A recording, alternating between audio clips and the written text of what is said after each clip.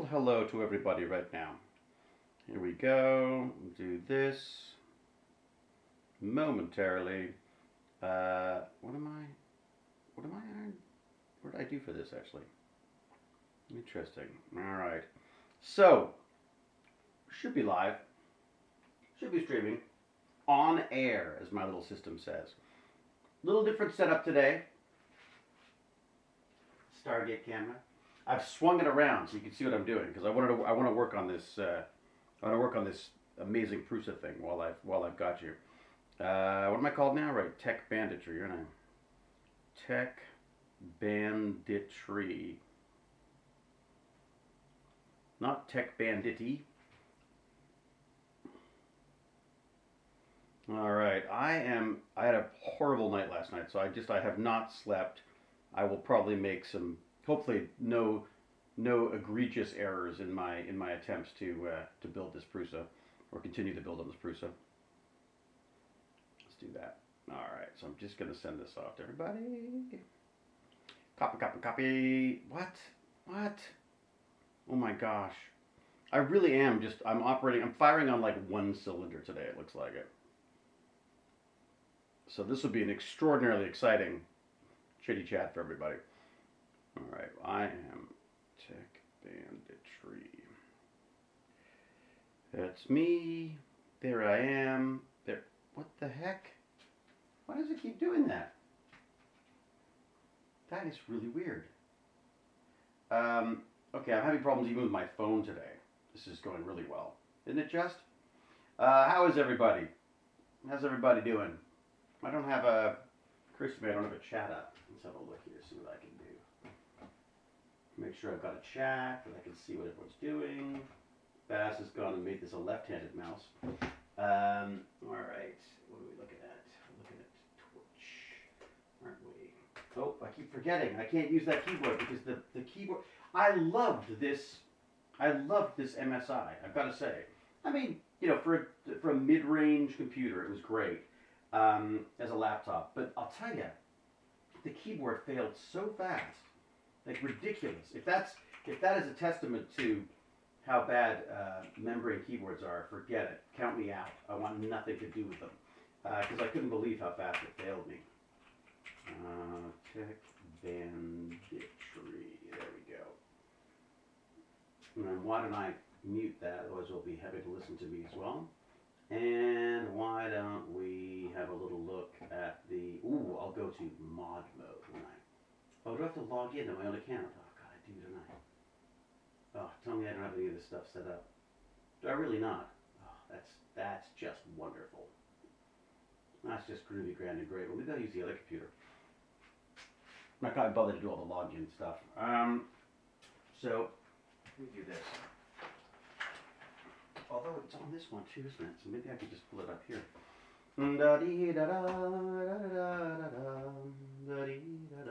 Je regrette rien. All right. I've been listening to a little Nina Simone here. What are we looking at? Twitch. Not Ironham. Not Ironham today. We're not Ironham today. We are Tech Banditry today. There we go. Je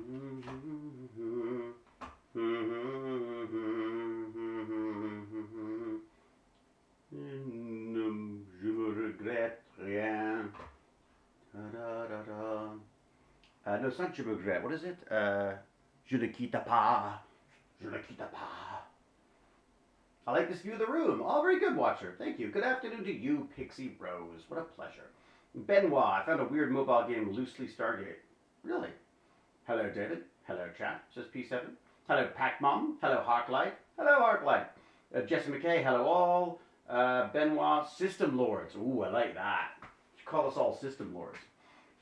So this view, this is the webcam. This is the Stargate Squirrel Cam turned around and propped up to point this way so that I can work on this truly beautiful Prusa. Which I've got to confess, I've been taking my time with it. I'm in no rush to build this, obviously, because it's taking me this long to get to it. I realized that I was putting off building it because I was looking forward to building it. It looked like it was something that I was going to enjoy doing. And so I kept putting it off. I was like one of those things it was sort of like I didn't feel like I felt like there were other things more important that I needed, the things that weren't as fun that I have to get done first. And I realized, no, this is a valid way of spending my time. So I've started building it. I gotta say, building the Prusas it's a dream because the documentation is extraordinarily good.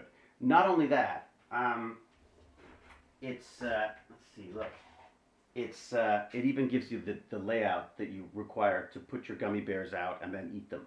I have not eaten them in the right order, partially because my wife keeps coming down and stealing them. Then my son comes down and steals them. Then I have to take them away from the dog who tries to steal them, and then I get hungry. So while I have laid them out in a perfect, organized manner as per the instructions, I've eaten them like the ADHD freak that I am. So let me just send this off. And then you will partially have my attention. Yes, all right. Tech. Banditry, all right. So that should do it. I think that'll work, won't it? Let's just have a look here, see if that's going to work. Well, hopefully that link works. If not, I'll just have to retweet it, won't I? All right. Let everybody know that we're doing this. Then I can properly welcome it. This is the preamble. This is the not really the show part. This is the talking to the audience. This is like when the comedian comes out and does the little warm up stuff. And of course, but it's not funny or exciting for anybody. So here we go. Je me regrette rien. No, not je regrette. No. Ne me quitte pas. That's it. I get them confused. Ne me quitte pas. Da-dee-da-dum, da-dee-da-dum. All right, there we go. I think that's it.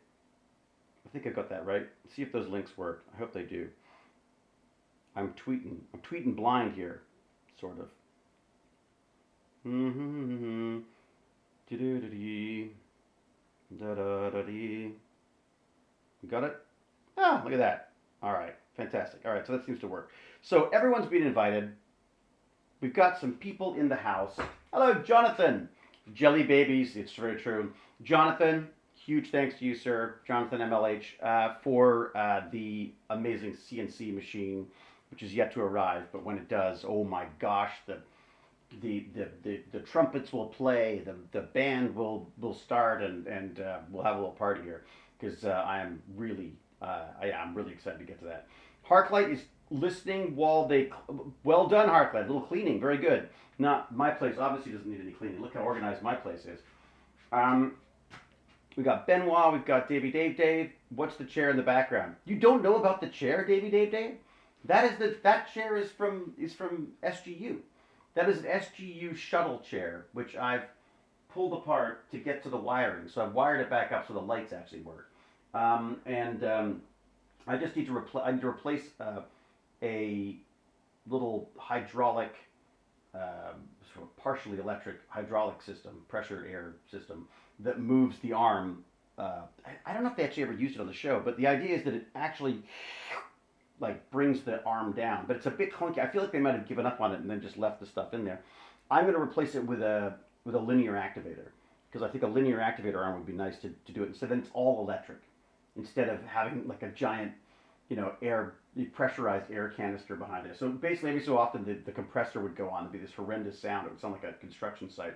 So I thought, you know what? I think I'll just go with a linear activator, which is basically a robotic version of that. So instead of air pressure being used or liquid fluid pressure used to sort of push the hydraulic arm in and out, what I'll do is it's like a little worm drive. So basically the motor will spin and it'll move the arm up and down depending on what it which direction it's going in. So what do we got? Yes, what do we got? Don't you have a bridge chair arm? Yeah, that's it. It's the bridge chair arm. That's exactly it. So yeah, a few times it went up and down. And then I'm guessing they stopped doing it because it looks like it was a pain. Yes, exactly. Worm drive, Benoit. Except it's not a worm drive. It's like it's basically just a gear attached to a motor. Today's session is 11:30 a.m. on the schedule, but I know the randomness of the time due to filming in general real life. I appreciate you take the time to talk to the interweb. Oh, thank you, Watcher652. I didn't realize that Baz had actually put times in our schedule. So I should probably check the schedule. Look at Jesse Mckay. Hi, Pac Mom. I love my streamer. So I don't know what that's about. I missed that. I thought you were saying you love. Yeah, anyway, I love Pac Mom. There you go. That gets me in this conversation? There's a schedule. Yeah, thank you, Lady Shelley. Exactly. So the idea here is I can take these headphones off now that I know that you can actually hear me. It's going to be hard to do both. It's going to be hard to actually build and to chat at the same time. So forgive me if things get missed, but I really want to build the rest of this thing. Let me see if I can show you that. Will that do it? There you go. So hello, robot arm that has been hot glued to the ceiling. This is the fabulous Prusa. So this is the beast. And I've built just about everything. I've got it. Actually, now I think about it, it's the most embarrassing part of it for me. The most embarrassing part for me is going to be cable management. They tell you how to do it. I still can't get it right. I've had to take things apart and put them back together again a few times now, that's that's par for the course for me. And so I'm trying not to get too worked up about it. Do I need picture-in-picture again? Have we lost our picture-in-picture? Yeah, we have. Let's do that again. There you go. That way you get a little bit another angle on it as well. But I don't think I can have. I guess I could have the wide shot. What do you guys like? What do you folks like? A wide shot and the overhead, or the wide shot of this and the sort of the medium shot? So right now you've got Stargate cam and slightly more centered camera. We can go overhead if you want, so you can see more of the details of what's happening. But it's your choice. You tell me. What do you think? Jesse Mckay's exhausted from what? What has Jesse Mckay been doing? Just go for baking soda, a bit of liquid detergent, and lots of elbow grease. For what? What are you cleaning? Oh, Buddha Cat. Thank you very much for the subscription. I need to go to. Am I in mod mode? I like mod mode. Dude, I love this Lazy Susan building. She is. Oh, Gopher Boy. So this Lazy Susan thing, as we talk of, as you speak of here. Or should I go back to this again? God, this is confusing. So, what if I do picture-in-picture here? Does that work? What would happen? What would you see if I do that? You get the wide camera and I see. Okay, so you get a wide camera and this. So this Lazy Susan thing here is actually the base of this chair. So this chair is supposed to spin, but because of the nature of my floor, and I guess it was on some kind of a raised off the floor a little bit on the set, so it doesn't spin very well. So what I thought I would do, and would probably make more sense given this environment, is I've got little casters that I'll put on the bottom that allow me to sort of roll it around and spin it as I need to from there. And then I have to find the absolutely optimal height for it. And then maybe I can actually use it as my chair, I'm thinking. Although I've got to say, like everything in science fiction, it's freaking uncomfortable. Every chair they ever designed in Stargate was just not a comfortable chair. I defy anyone to find a comfortable chair that they were happy with. As I say, I will just be building away here, and then doing as much chatting as I can. If I go really large with the screen here, maybe I'll be able to see more as to what is happening. It's getting sort of bigger. Oh, it's bigger, but I'm going to not be able to see that much. Okay, let's see if I can do a little pop out of this here. Can I pop out this chat? Da-dee-da-da, pop it out. There we go. Now it's tiny. That's perfect. Great. Go to there. I'm going to go to full screen on this baby right here. Woo! That is one big chat. There you go. Let's see if I can read from there. Oh, look at that. We have our comfy chairs.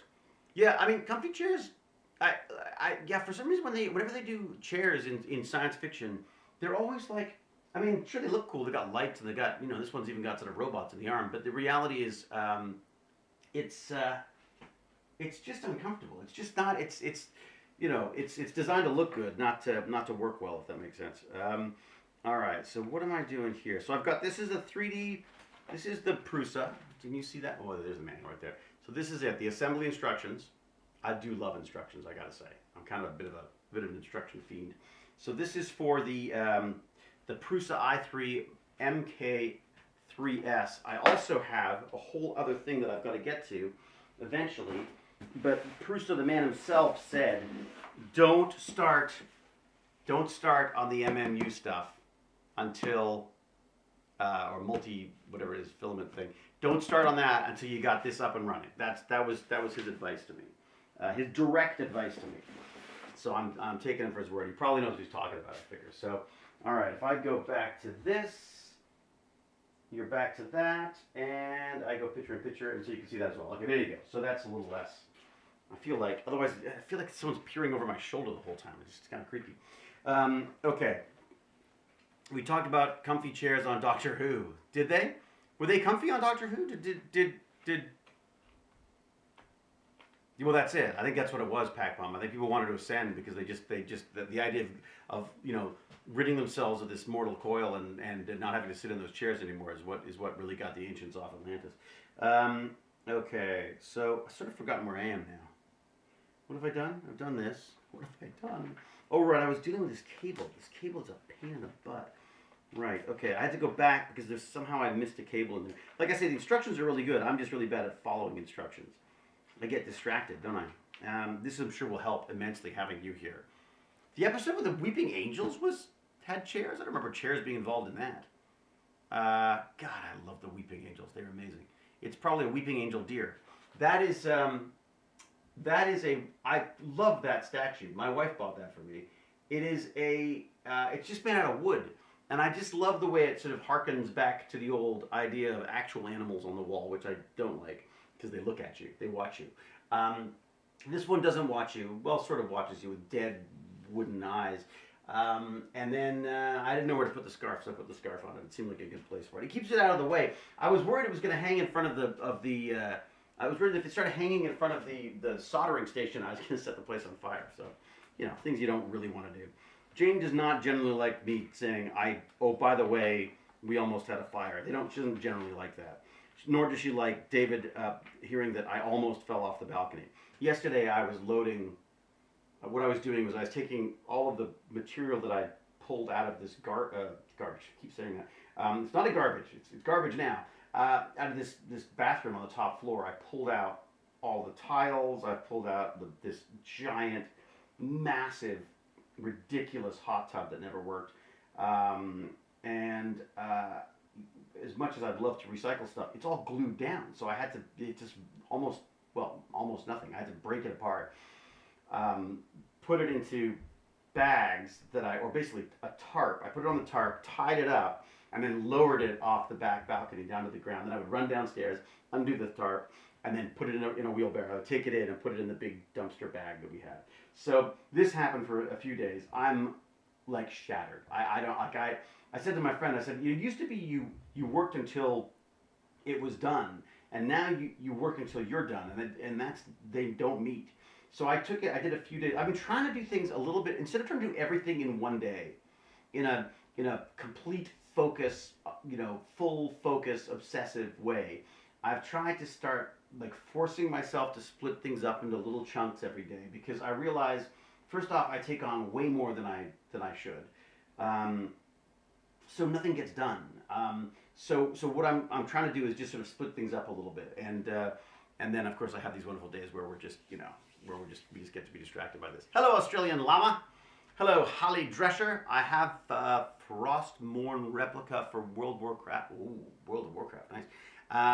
We're old now, David. It's true, Lady Shelley. It takes more than one day to finish a project. It takes more than one day to make up the stairs some days. She's getting mad. I won't let her watch. What, she's getting mad? Who's getting watched? Benma's getting mad? Benma? Is that the same deer in your Christmas photo you posted from days gone by? I don't know, watcher. I don't know what I've posted, for God's sake. What do you think I am? I'm not a machine. I try to think that we're not old, Lady Shelley, just mature or seasoned. As my wonderful father-in-law used to say, we're recycled teenagers. That's what we are. So this is the thing that I was struggling with, was just to try to figure out, oh no, I've done that. Oh, there you go. Nope, forget that. Struggling was fine. Important and crucial. Whenever I see that, I know that Joseph Prusa is telling me something important. It is crucial to connect the PSU and HB, wonder what that means. HB cables, HB, hotbed. I bet you it's hotbed. Hotbed cables in correct order to the Einstein board. The Einstein board, oh, I know what the Einstein board, that's in here, isn't it? There you go, there's a little board in there. Okay, very good. There are two versions of the cables with different coloring. You know, it's funny, we talk about burning. I smell something. Is it, am I setting this chair on fire? That's a bit warm, isn't it? That's weird. Is it not using LEDs? I would have thought it was using LEDs. That's a bit warm. Okay, it's just me. It's just, oh look, burnt toast. Yeah. All right, make sure those, let's see, down, okay, so crucial wires, yes. Version A. What's version A? I don't know what version A is. Which version do I have? I don't know which version I have. Version A. Okay, well, that's the different types of cables. I see. Okay, so version A, I've got this. This is, I'm sorry, it's a lot more exciting on Stargate because there's usually more peril involved. In this one, it's just a laid back, man. It's like, this is like hippie Mckay, just building his 3D printer. Both wires on each pair are black. Nope, that's not mine. I'm version B. There's a red and a black wire. Positive wire is fully red. Well, isn't that always the case? I suppose you have to say these things. Connect wires from PSU and heat bed. Ah, not hotbed. Heat bed to the INC board in the following order. Red arrows indicate positive slots. The first cable from the PSU. What? Why has it got a bracket after it? A, B. Okay, all right. So first one is from, is this what this is from? This is from the hotbed. Okay, got it. First cable from the PSU. Okay, first the cable from the PSU. What cables are there from the PSU? I don't have any cables from the PSU, do I? Oh, there you go. I see. Okay, well these. Uh-oh. Okay, first the cables from the PSU. Which ones are they? They're both red and black. Uh-oh. Okay, so let's just trace these back. That is definitely... Is that definitely from there? Yeah, it is. Okay. Oh yeah, that's... And then where does this one go? That one goes there too. Huh, okay. All right, so they're both definitely connected to... Both definitely connected to our wonderful little PSU. But which PSU do we want, though, is the question. Second cable from the PSU. First cable from the PSU. Second cable, then the cable from the hotbed. Okay, so it... Really? So how do I know which is the first cable and which is the second? Oh, I see. First cable is this one. All right, there you go.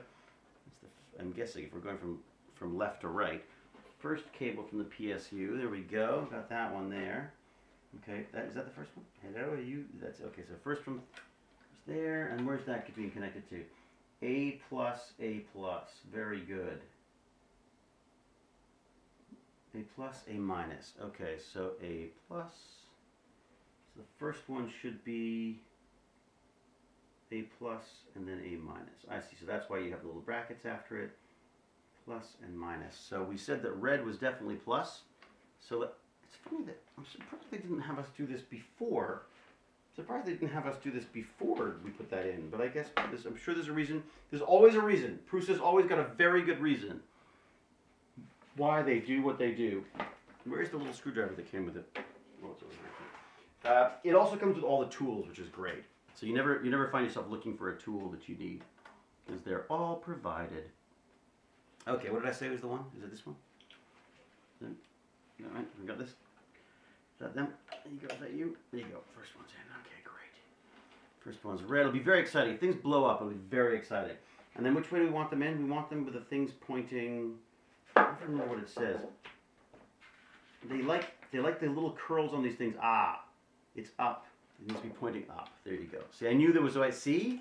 All these little reminders that it gives you and things. Make sure you do everything right. It's very good.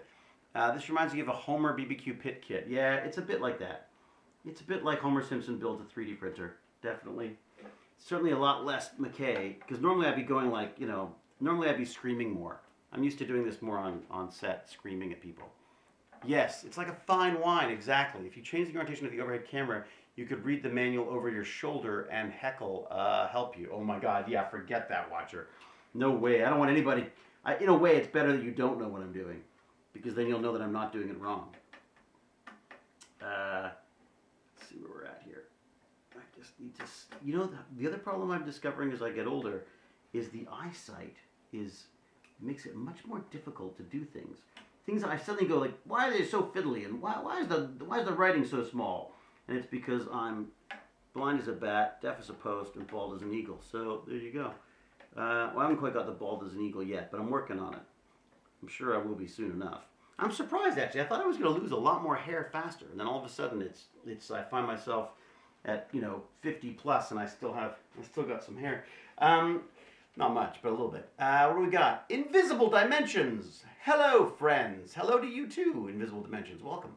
And then Microman is laughing at me already. Can you have a gummy bear yet? Yeah, I think so. Let's do that. I think that's definitely. Look, I've screwed in 2 cables. I've screwed in 2 cables, so I think I deserve one of these. What color should I go for? What do you think? Anyone, any choices?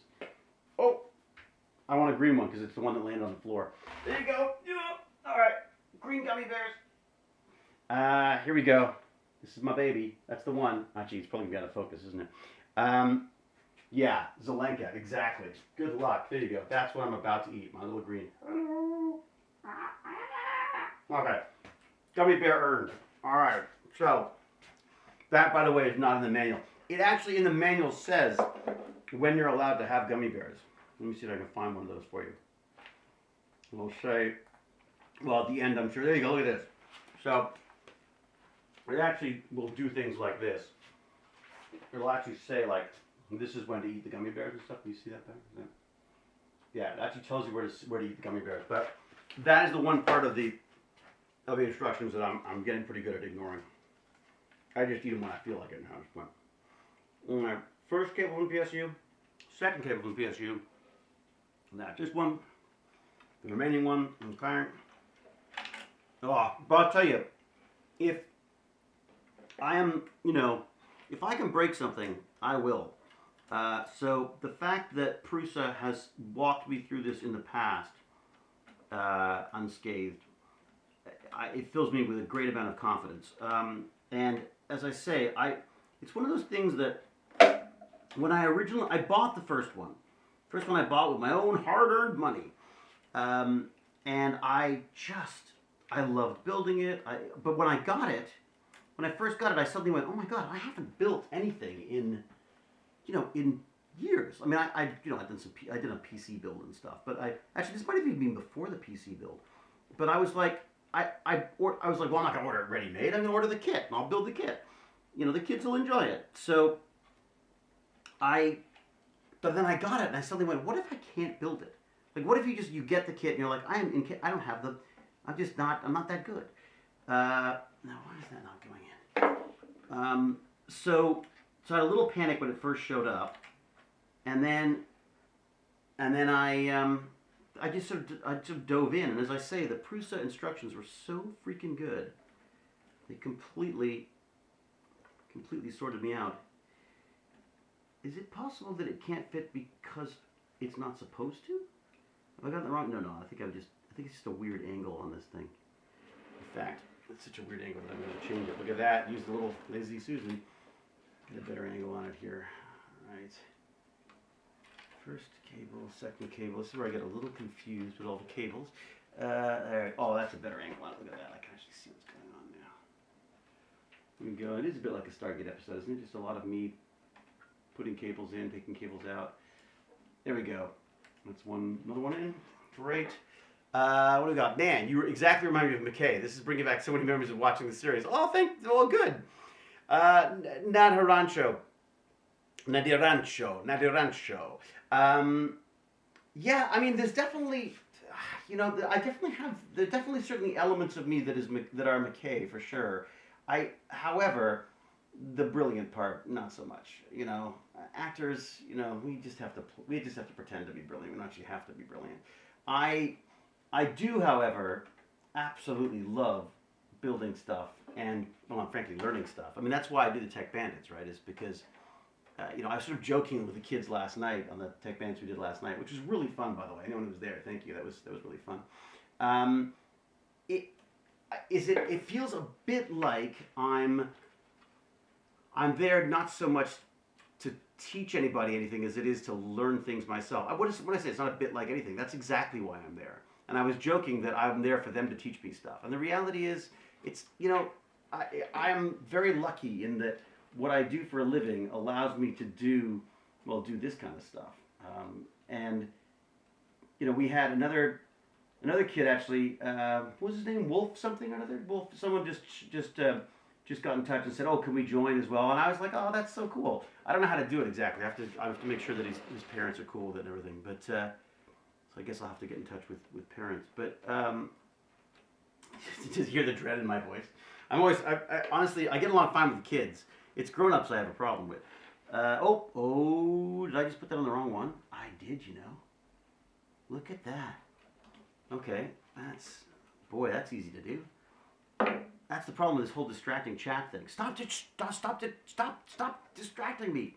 Was it sort of, hey, can I hang out with your kids? Yeah, it's true, Gopher Boy. How do you even do that? I thought what I would do is give them like some kind of a formal release letter that says, you know, that you're, you know, by signing this, you're allowing your kid to come and hang out with us on the Banditry channel.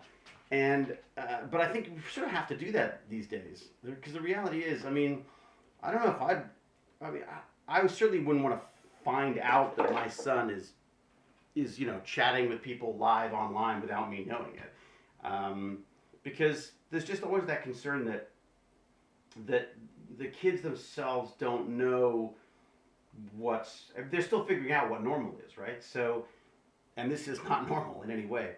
But I do think that it's a decision that parents have to make about that. I mean, we made a very conscious decision with Baz that we were going to allow him to do this stuff. And the reason why I started streaming in the first place is because he wanted to. And I thought, oh, I better stream with him because then I can keep sort of tabs on what's going on. But, you know, now he's 13. He's immediately created his own channel. I am Ironham. And I think and that is just, I thought it was kind of fun because that was his little sort of independence thing where it's like, no, I'm going out on my own. I want to be, you know, I want to be my dad's shadow. But can you raid me all the time? And tell Barnacles to as well. It's just kind of funny how it's, you know, I'm his dad. I'm definitely his dad. And it comes down to that kind of like, Dad, I don't want to be, you know, get off my stream. I mean, unless you're bringing people in. Okay, so what's next? So those two are in. Was I supposed to do the other one as well? Am I supposed to? I'm gonna cheat. I'm gonna look ahead a little bit, see if I've missed something. I tend to miss a lot of. Oh no, that's gonna be. No, it's gonna be a while. Okay, it looks like that happens later. Okay, great. So those two are in. What's the C? Cable from the heat bed. Here we go. Cable from the heat bed. This being the heat bed here.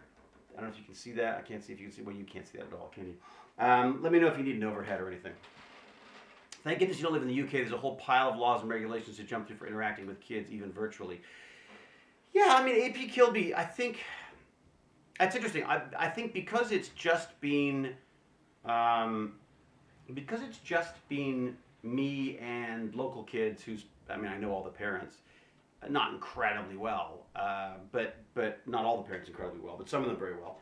And so there's just a sort of innate understanding there. I mean, I've talked to all the parents about stuff, but when it comes to bringing in new kids, which I really want to do, because the whole point of moving it online was the idea of opening it up to other kids, and because I don't charge for it, I want to make sure that, obviously the whole point of that is so that anybody who wants to do it can do it.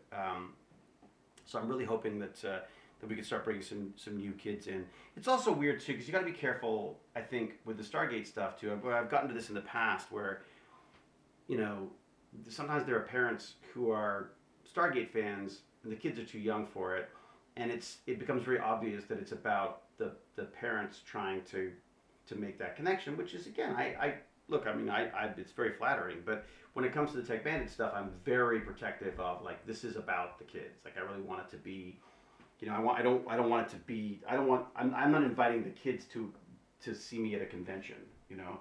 I'm inviting them to you know, do some you know, contagious curiosity stuff and learn about some stuff and debate and chat and all that kind of fun stuff. So, you know, that's why I'm a little bit sort of skittish about just inviting people in, because I don't want to end up on a Discord chat with a bunch of Stargate parents and a bunch of kids who are bored and obviously, you know, not there for the right reasons and stuff. So imagine being me, who's not famous. What way? I missed that. Sorry, it's going so fast. It's like I've got it on a giant screen here. Make them watch great life lessons, pass on your wisdom. I have no wisdom. I was thinking about this build the other day. It would be so great to have Amanda tapping and you building a 3D printer together and just going Carter Mckay about it. Perhaps Prusa could use it as a promotion. Yeah, that would be amazing offset. But you know, Amanda tapping has a life. It's just you've got me because I've got no life. You're lucky. I have no intention of getting one either. So I'm here for a while. I'm thoroughly enjoying this. In fact, so much so that I actually turned down a job the other day. I got an acting job the other day, and I was like, you know what? I'd really rather just do Tech Bandits and hang out, which I'm sure my wife will call me on soon enough. But actually, I didn't do it for a couple of reasons. One was the part was okay, but it was also I'm kind of worried about the numbers going up here, the COVID numbers going up, and I worry more about the local productions than I do the big budget productions because the local productions don't have as much money to spend on the time needed to do the COVID stuff, the COVID mitigation. They don't have the time to do the COVID mitigation as well as the big productions do. So, you know, I know that Jason's up here with C right now. That's going to have huge COVID mitigation and PPE and all that kind of stuff.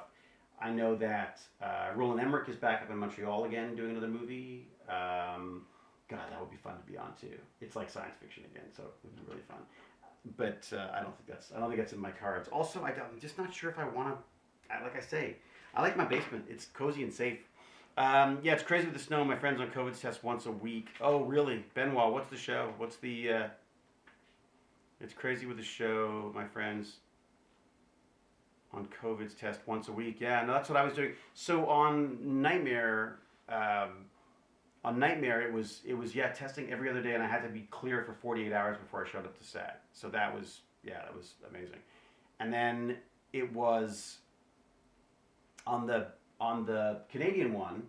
I'm not sure it is Canadian actually. It's NBC, but I think it's all hired out of Canada, so they could just use the Canadian rules or the actor rules. So the different unions have different rules as to what's allowed and what's not. And the lead actress in this TV show that I just did. So I just did 6 episodes of this series, and it's just making sure I haven't missed anything. And it's because there is a SAG actor, an American actor. She's actually British, but an American actor in one of the leads, and there's a couple of actually other ones as well. They are required to do what SAG demands, which is these much more extensive testing and stuff. Although, that said, by the end of the production, that had really sort of petered out quite a bit. So I'm assuming it's just because, like, once you're in the end couple of weeks, what does it matter, right? So it's just like, we just gotta finish this. Okay, that's done. I've done 1, 2, 1, 2. This is, the only problem with this is I'm distracted at the best of times. The idea that I'm distracted here, who's gotta go? Gotta go again. Dinner time. Stargate lover, you go have some dinner. For God's sake, don't let me get between you and dinner. I would never get between anyone and their dinner. Thanks for coming by, Stargate lover. Appreciate it. Screen Actors Guild for everyone. Yeah, I mean, that's it. I mean, Ben, Ben, what are you working on? Ben, you're not Ben from Turkey Drop, are you? That would be. That's so funny because if. Whether you are okay, because there was a Ben on Turkey Drop who I was so impressed with that I actually recommended him for a couple of parts. People were casting, and I said, "Oh, you got to go see this. You got to see this Ben guy." I can't remember his second name now. Sarah Turtle, Turkey Drop. Turkey Drop was this kind of, when I first heard about it, I was like, "Oh my God, it's like a Thanksgiving Christmas movie basically." So instead of Purge 3, oh dude. That's cool. Oh my God, Baz will be impressed with that, Ben. Very impressed. Usually a PA, basically a gopher. And what's the goal, Ben? Is it to start directing, or you want to be an AD? Where's the ultimate goal there, or you just like being on set, running around doing that stuff? Turkey Drop was cute, exactly, Lady Shelley. I'll tell you, the guy who directed it is wonderful. Like Jerry Ciccariti, the director, is just fantastic. And it was just like a fun, cute movie. I mean, the network always changes everything, and they have a very specific way of doing stuff. But I thought they did a good job with it, actually. I thought it was kind of funny. All right, Benoit, I'm usually unlike being on set. You don't like being on set? I'm glad I'm a writer, says App Kilby. I can hide away, never leaving my hobbit hole, and don't have to worry about too much about the C-19 exploding around me. Yeah, it's a good point. Look, I mean, I'd be very lucky that way as well, AP Kilby, although it's obviously done Swiss cheese to my brain. Benoit, also want to find my place. Yeah, so you sort of look around. There's so many jobs in film. It's very true. It depends. If you don't like... That's an interesting thing, because if you don't like being on set, then I think you're lucky, in a way, if you don't like being on set, because there are some really fun technical aspects to the film industry that don't involve the set at all, and where you basically do get to hide in your hobbit hole and just work from there. So, I mean, editing is, my God, I love editing. I freaking love it. In fact, oh my God, I'm so excited about this. My son has started doing some editing, and I'm trying not to be too, like, you know, I'm trying not to get too excited about it, because I know he's 13 or 15, depending on when you ask me. He's just, you know, he doesn't always, you know, they don't always capture his imagination in the way that I hope. But he seemed to really be enjoying it, and he was really excited about it. He's like, oh, do you think the Stargate people will like it? Because he's cut in little clips from Stargate. And what's funny is they're from episodes he hasn't seen yet. So he's like, oh, there's this really funny shot where you got the gun, and then, no, he doesn't even say you. He says, and Mckay's got the gun, and then Mckay tries to shoot, and then the bullets fall out. And so, of course, it's sort of iconic. I've known that for years, that scene. And seen the sort of the looping animation, but Baz hasn't, right? So he was like cutting that into our game of Among Us. And then the other thing that I thought was so cute that he said the other day, he's in deep shit, by the way, just so we know. When he gets home, he's in like major trouble. But I have to put on my Mckay face for that. He said, what did he say? He said, I was editing it. I was trying to edit the Among Us stream, because we streamed this game Among Us with the tech game. I call it tech bandits, but there are game bandits as well. And that's where we should try to focus on the game stuff, because the kids, that's just a great way to get through the kids. So we're playing Among Us, this fantastic Clue-like game. And he said, Dad, I was trying to cut it, but I couldn't because you were just too funny. And he's giggling, and it was just funny because he hadn't seen, I guess because as you play Among Us, you mute everybody, and then you go about your business of murder and mayhem. And then you only hear people when you're sort of discussing who they should vote off and stuff. He hadn't heard all of my rambling nonsense while they were playing. So I just quite tickled that he found he found some joy in that. So he's like, yeah, I guess your dad's not an idiot, or maybe he's just good at being an idiot. Who knows? Someone who watches TV for a living. Benoit, if you're interested, I'll tell you, if you're interested in writing and you're interested in the process of making films, then I would get, if you're just starting out, one of the best jobs to get is as a reader. And what you're doing is you're just reading scripts and writing a report for production companies about the scripts. And it is the best way to learn how to write scripts. I did a bit of it, never professionally, just like for friends and stuff. So I'd read a lot of scripts and been able to take what worked or didn't work in my mind in the script and convey that to directors and to producers and stuff. Again, just because they were my friends, they were what we were doing, and it was, in a way it's almost harder with friends because you know what's going to hurt and what's not. And no one listens to me anyway, it was fine. So it's just a great skill to pick up on, I have to say, Did you change the way you played Mckay from SG1 to SGA? Yeah, I mean a little bit. I think I've always said that SG1... Hello, O. Erdogan, by the way. Oh, Tim J, thank you for the subscription. If I missed a bunch of subscriptions, if I have, I apologize. Where do I find these jobs? Online, Benoit. There are a lot of... I can't believe I'm recommending Facebook to someone. There are a lot of Facebook groups that are just for film and TV jobs. Because people are... it's all about volunteering to start. In fact, it's all about volunteering throughout. In fact, I do a lot of free stuff all the time because I just obviously like what I'm doing.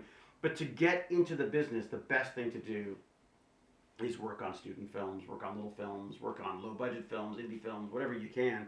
And a lot of them just post online. There's a couple of websites. I'm going to text Jane and see if she's, because there's one that she goes to all the time looking for people. Let me text her and ask what she does. All right. All right. All right. So, Jane, darling, love of my life, got a question from the chat about what websites or Facebook pages you use for crewing up films, or your friends use. Any suggestions? Thank you. There you go. So it's like having a conversation with her. And now, of course, it's recorded that as well.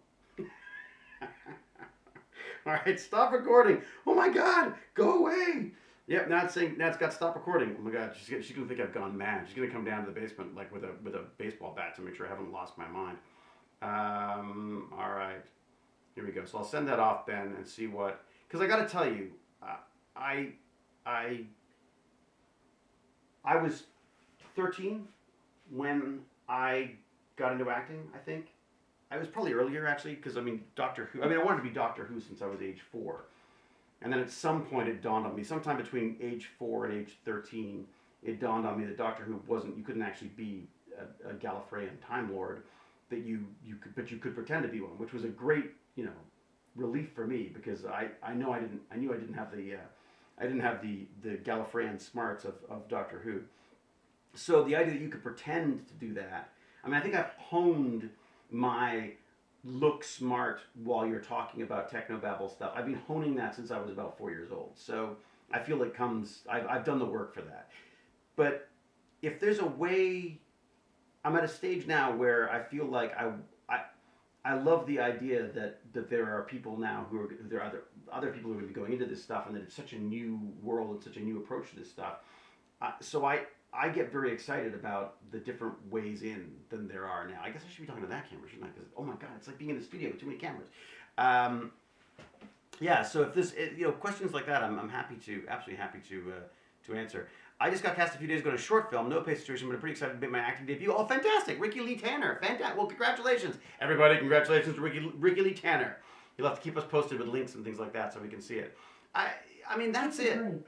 Stand up and stretch your legs. Shut up, Alexa. Did you hear? I'm standing.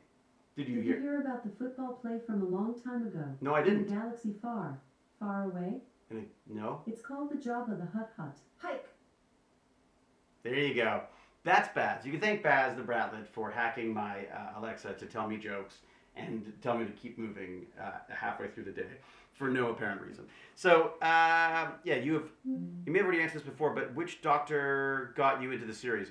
Originally John Pertwee, and then it was Tom Baker that just made it like frickin' impossible for me not to watch. I frickin' loved it.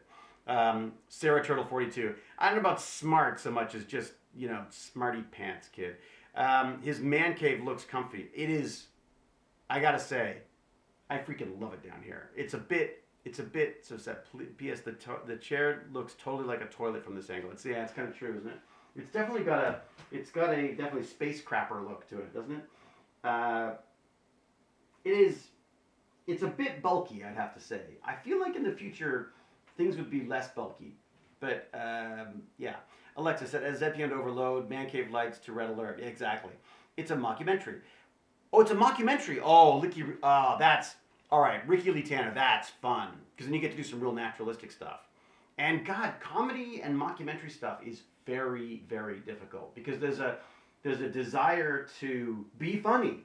And the reality is that's the worst thing you can do, right? Like the best way to be funny is to play it straight. If your character, and if you are unaware, if it's apparent to the audience that you're aware this is funny, you've lost them already. Whereas if you can do it in a completely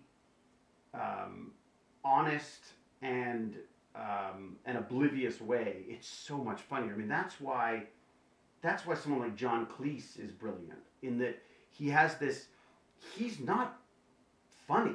He's angry. He's frustrated. He wants to kill people. He's so angry in Fawlty Towers.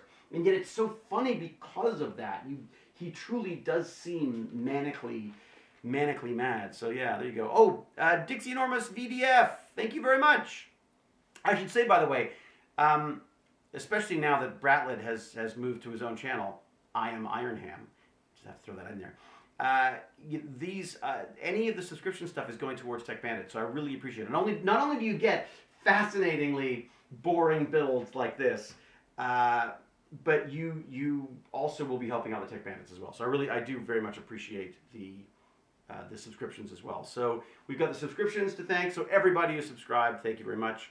All of our Patreons, thank you so much as well. DStat, sponsorship level Patreon. Jonathan, I can't remember the letters after his name, but Jonathan, who provided us with this amazing CNC, which when it arrives, I will do an unboxing and show it all off for you. And also DStat, I've said DStat. Nicholas, and Nicholas, did we find a Nicholas? Did we find out who Nicholas was? Nicholas, who just went over to the techbandits.com and donated a very generous sum of money, which will immensely help with what is now going to be my build. So I really wanted to buy, I was going to buy like a bulletproof pre-built system from Puget Systems because all of my friends are using them. They're designed to be, like basically foolproof in every way. And while that is absolutely the antithesis of everything that I love obviously building things and making things, and I also know that I'm not terribly good about doing them quickly. So, this sat in a box for how many months, as you can tell why, because I stand around talking all the time.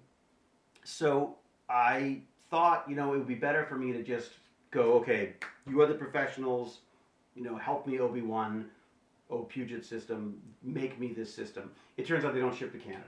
So, and trying to have things built in one country and sent to another, the Canadian border customs duty stuff is prohibitively horrible. And also, as we know, the Postal Service sucks too. Hartlight and I are be talking about that, where he's sent me stuff and it's just taken months. It's taking even longer now. And they're warning that with Christmas coming up, it could slow down. I'm like, hey, it's already slowed down. So it looks like I'm back to building my own. So I think, but that, in a way, I feel that may be good because it means that Lord Chunky, who's my 15-year-old PC guru who just loves this stuff and is just so thorough in his research and stuff, we'll put something together and I'll have to build it. So, did you put in a cable in the hour you've been at it? I put in 3 cables. Okay, watcher, three cables. That's pretty great. All right, watchers reminding me I'm supposed to be building things. Both pairs from the PSU are the same. Their order doesn't matter. Just ensure correct polarity. Yes. Red, black, black. What's that? Red, black, and red, black. All right. Why does some of them have red, black? They're both black. Positive wires marked with a red line. Oh, well that's. Oh, I see. Well, yes, that makes. I was worried there for a second. Yeah, okay. It does say double check, okay, watcher. I'm not being slow. 50 years ago, a man having a conversation by himself in the basement would have been concerning. Ha ha ha. Yeah, now they send kids for me to teach. How weird is that?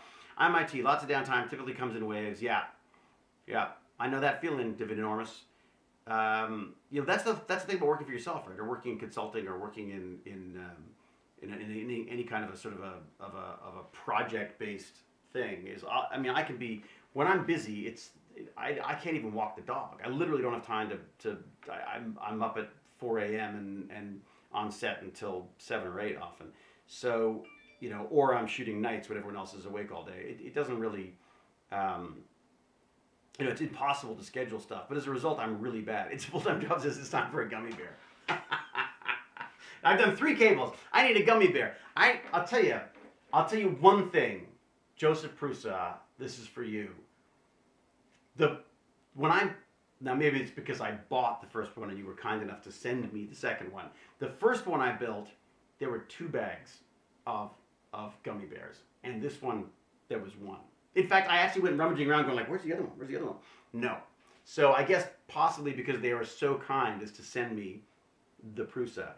Or maybe they were just so excited that I bought the first one that they put in two bags. But I do feel that maybe, certainly for someone moving at the lightning pace that I am, it's a 2 bag. It's a 2 bag gummy bear, definitely. The other thing I love about the gummies is that They remind me of Jelly Babies, right? And of course, Jelly Babies, Tom Baker, best doctor.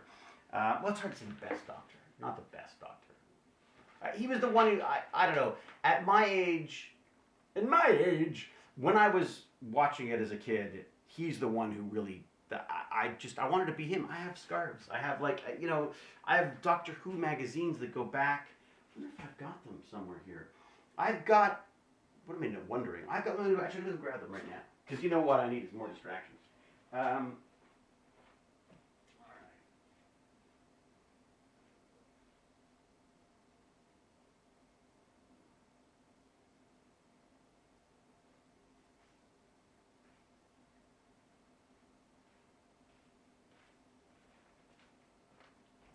So this is, I wanted to get more of them, but this is what I was, what's the best camera for this?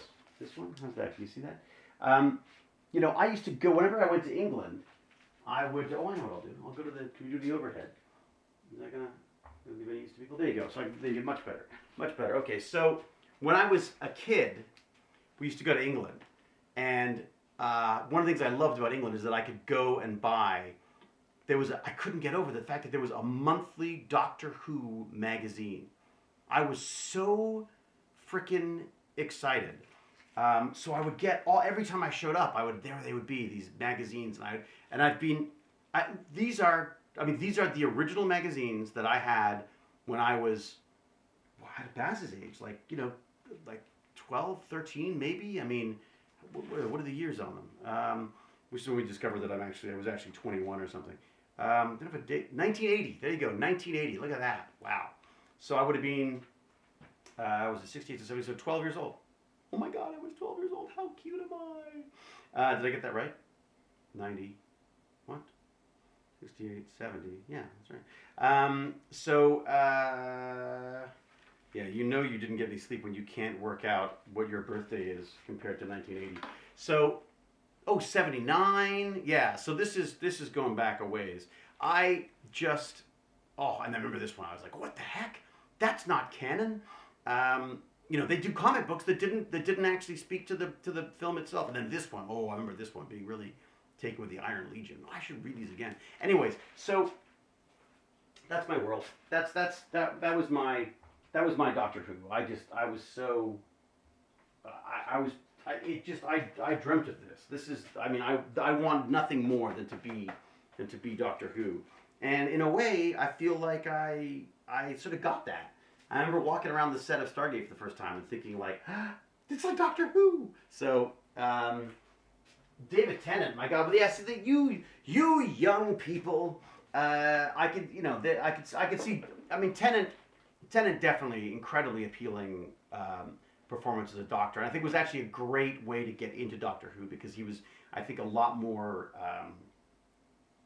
I think he brought it to the mainstream in a way that some of the other more odd Doctors didn't. I've got to say, of all the new Doctors, I love all of. I think as actors, there's not a bad one among them. But I really enjoyed the Matt Smith years. I just really enjoyed that. Divinormous, you missed it. Where's the chair from? Everybody, let them know. Okay, I've got that. Now what? For the following step, prepare the PSU cover delta. The PSU cover delta. What the heck's that? It looks like that because it says PRUSA on it and 2 M310 screws. Now let me tell you something about the build that I do all the time is I double check the screws because they're so similar that it's very easy to end up using the wrong M3 screw because you're scrambling to grab them while you're holding things together and stuff. So, all right, so I've got 2 of those. Very good. Now, what am I doing with those? Now it is time for the final check of the power cables. Make sure you've connected the correct polarity and tighten the screws properly. Note that the PSU and INSI board have different order of polarities. Always look for the positive, negative signs. Red is positive, yes, black is negative. Slide the cover on the cables from the top.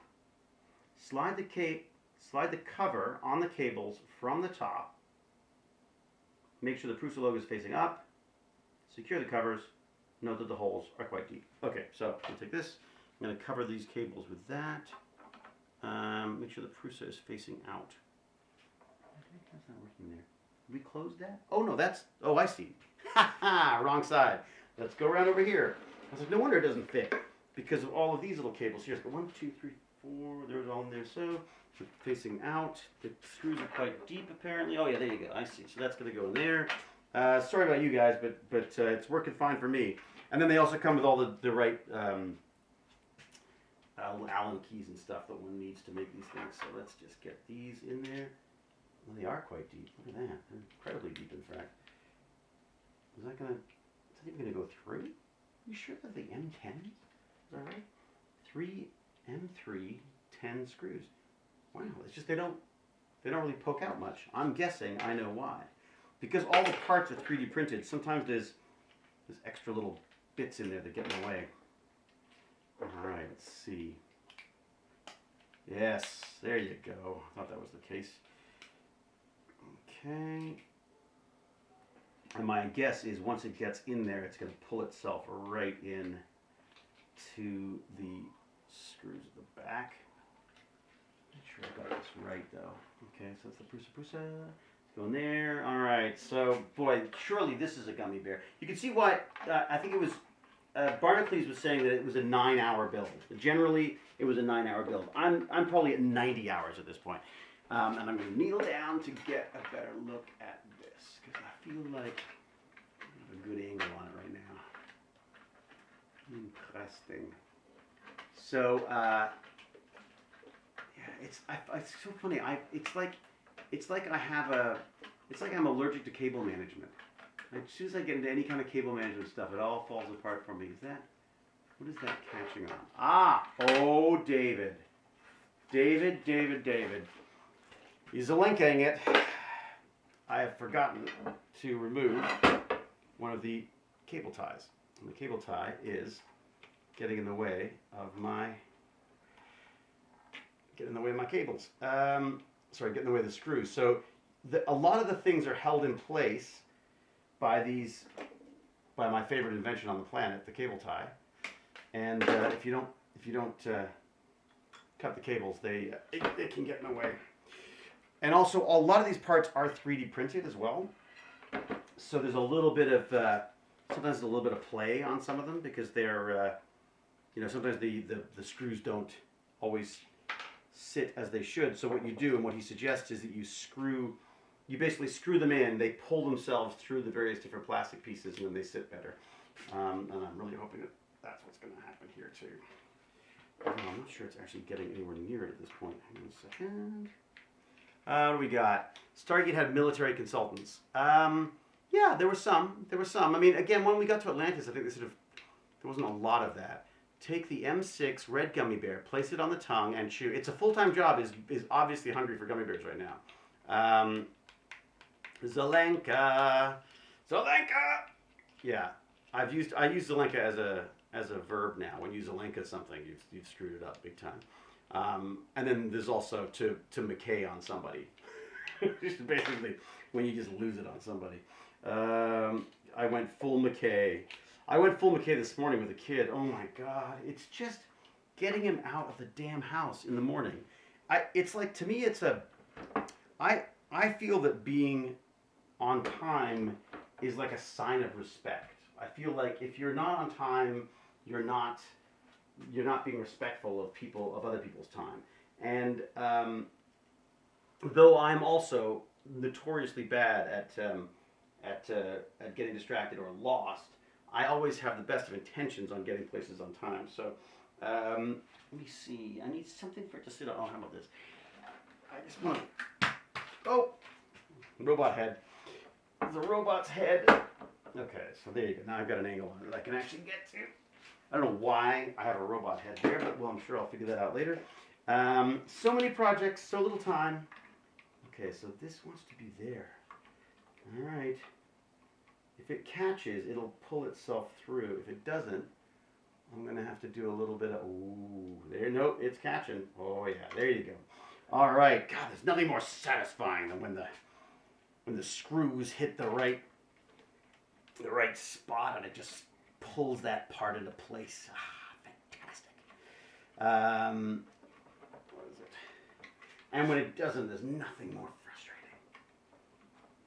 What do we got? Wife drives me crazy, LOL, always last minute. Yeah, Dick's enormous. What is it? Jane calls herself the last minute Loman. She's like, she has a tendency to leave for places when she's supposed to be there.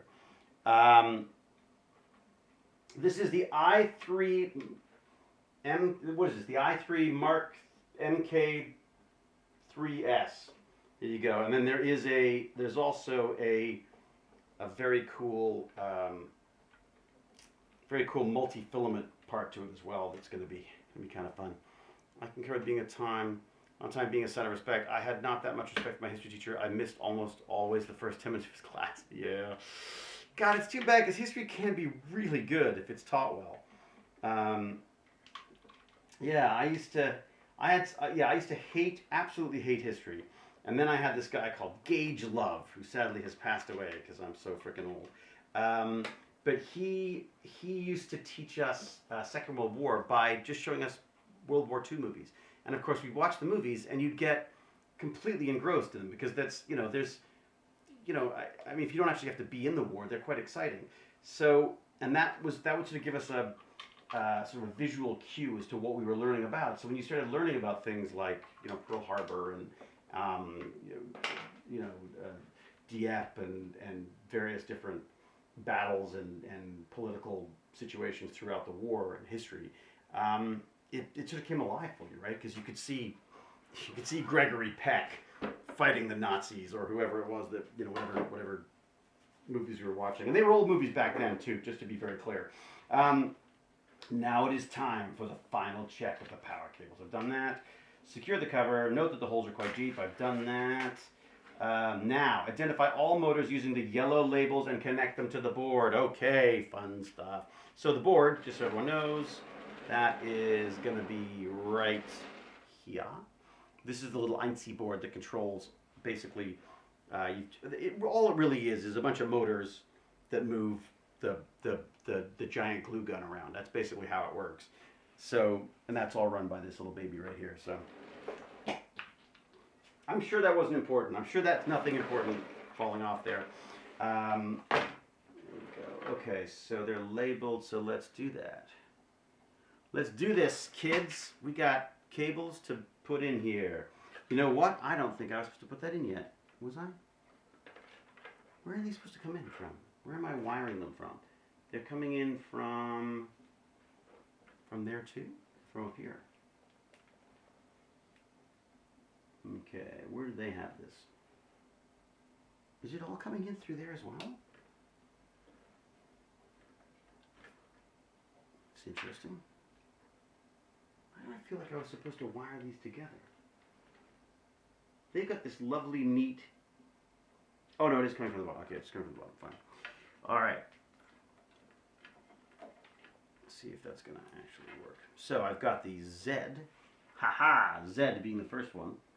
Where does Z go? How do you read these? Oh my god, I can't read these. They're like tiny. It's... Oh man, I gotta get a flashlight. How embarrassing is this? Don't watch. Alright, I have to go to work, so I'll be bouncing off. Ang Beckett, lovely to see you. Even if only momentarily. You're right, I was happy to find that it was free too because I provided services to the Academy. Oh, very good. I don't know what they're talking about. Alright, got a mask. Benoit's got a mask. Hello USA from France. Bonjour. Thoafé. Bienvenue.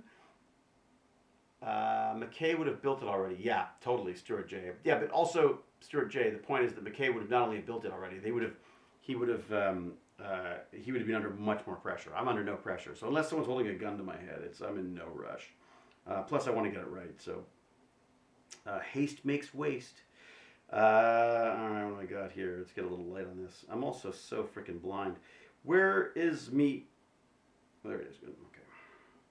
Alright, let's have a look in here. From the numbers of these things. Does it not have a... Huh. So what are you just gonna tell me what they are? Identify all motors using the cables and connecting to the board. Ah, okay, so I see. So it's just gonna do it like that. Okay, great. That's a lot easier. Told you it was easy. So, X-axis motor is already connected. Just double checking. Yes, it is. Then comes the Y-axis motor. Why, you say? Because it's the axis motor. Okay. Let's get it going like that. God, see, just when you think it's complicated, Prusa comes along and makes it easy for you. I freaking love these guys. Look, I know I feel a bit cheeky because the reality is that this is a gift from them.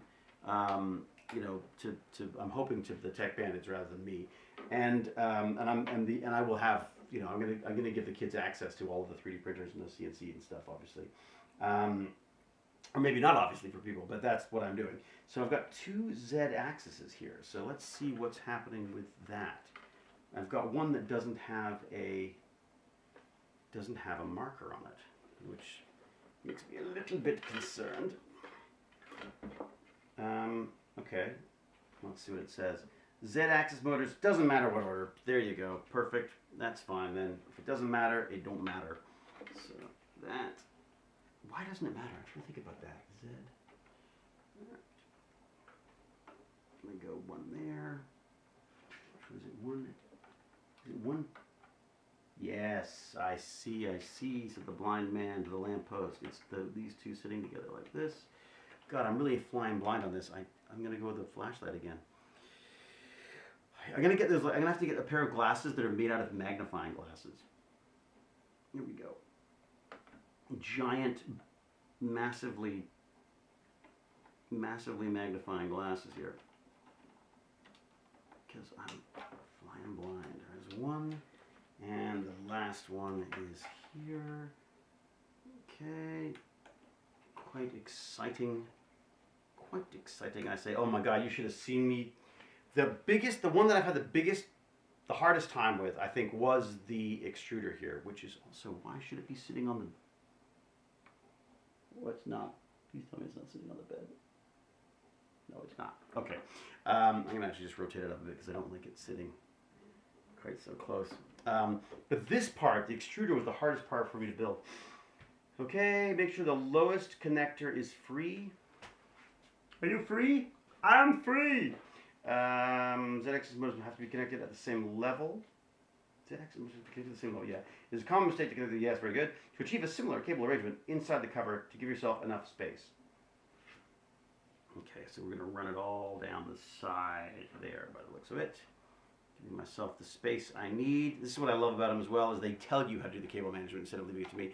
19, used my loops for my computer work the other day, David. He loved them. What? 19, he loved them. $900 glasses. They should be awesome. Yeah, $900 glasses for what? Oh, are those the, wait a second. Are those the ones that take out the blue as well? David, if you don't get this build soon, Toronto will sink into the ocean. Fumbles McStupid. You're banned. I told you I'm taking my time. It is slightly strange. I find this very therapeutic. I don't know. I mean, I find this, I mean, you know, who the hell streams themselves building a, you know, doing a bad job of building a 3D printer? I don't know. I enjoy it though. Find the twisted pair, which is black and white. Got that. And where is that going? Cut the red wire. Cut the red wire. Press the black and white cable to the left side of the cover. What? Yes. Take the thermistor labeled HT. What's that? That's our thermistor. HT, right? That it could be. Yeah. There you go. H. Okay. So where are these attaching here? So first off, green goes to the, can't really see. It looks like the left side of the cable arrangement goes to, so you have more space for the upcoming ones. Yes. And then take the thermistor in, and that's going to go into the first one here, I believe. Yep, there should be 2 beside it. There are 2 beside it. Okay, and then the PP. The PP is what? That is the, which is the PP one? Did I plug the wrong one in after all that? Oh my God, I did. I totally did. No, so I've got the wrong one there. After all that, I talked myself through the entire process, then plugged the wrong one in. Well, that explains a lot. Okay, so that's going to come right back out again, hopefully without wrecking anything. There we go. So the thermistor is going in there. Thank you, Mr. Thermistor. There we go. Okay, and then how don't know what this PP is that they're talking about. The black cable. Find the twisted pair, which is the PP cable. PP cable. PP cable. I don't know why it should, maybe it's black and white. And then try to achieve the similar arrangement. Okay, got it. So the PP goes down there. Got it. Okay. Goes way down there. Super dandy. Super dandy. That's about to be in. It is about to be in. It's still about to be in. And now it's in. Okay. Similar cable arrangement. Okay, so I want to go across like that. Oh, God. It really is a mess of cable, isn't it? All right. So that's sort of what they want. Okay. Try to achieve. I like the way it's try to achieve the same cable arrangement. Okay, now what? Find the slot for the nylon filament. What? You will need it in the next step. Find the slot for the nylon filament. What? What slot for the nylon filament? So there's this filament in here, which it took me forever to figure out what the deal was. There's a piece of filament. Uh-oh. There was a piece of filament in here that gives the whole thing. There you go. There it is. That gives it a bit of. It just gives it a bit of. It just enables. It stops the cables from flopping around. Basically, it gives it a bit of stuff. My glasses are $600. It gives a bit of. It gives it a bit of support. Basically, my glasses are $600, $700. That's why I wait as long as possible to replace them. Yeah, no kidding. I have to be honest. I'm a Patreon, but oh boy, I felt like I missed something important there. This build is confusing. I'm not seeing the socket for the ZPM anywhere. Can anyone else see it? Yeah, it's just in here. Rigidity. Thank you, OD23. Rigidity's better. Yes, exactly. One lens is a lot thicker than the other, so I can't do rimless. I need nose pieces, so I really can only have rim. Hey, Pac-Mom, what about, or Watcher, why don't you just 3D print them? 3D print a pair of glasses. Like, as soon as these, I keep breaking these glasses. I can't imagine why.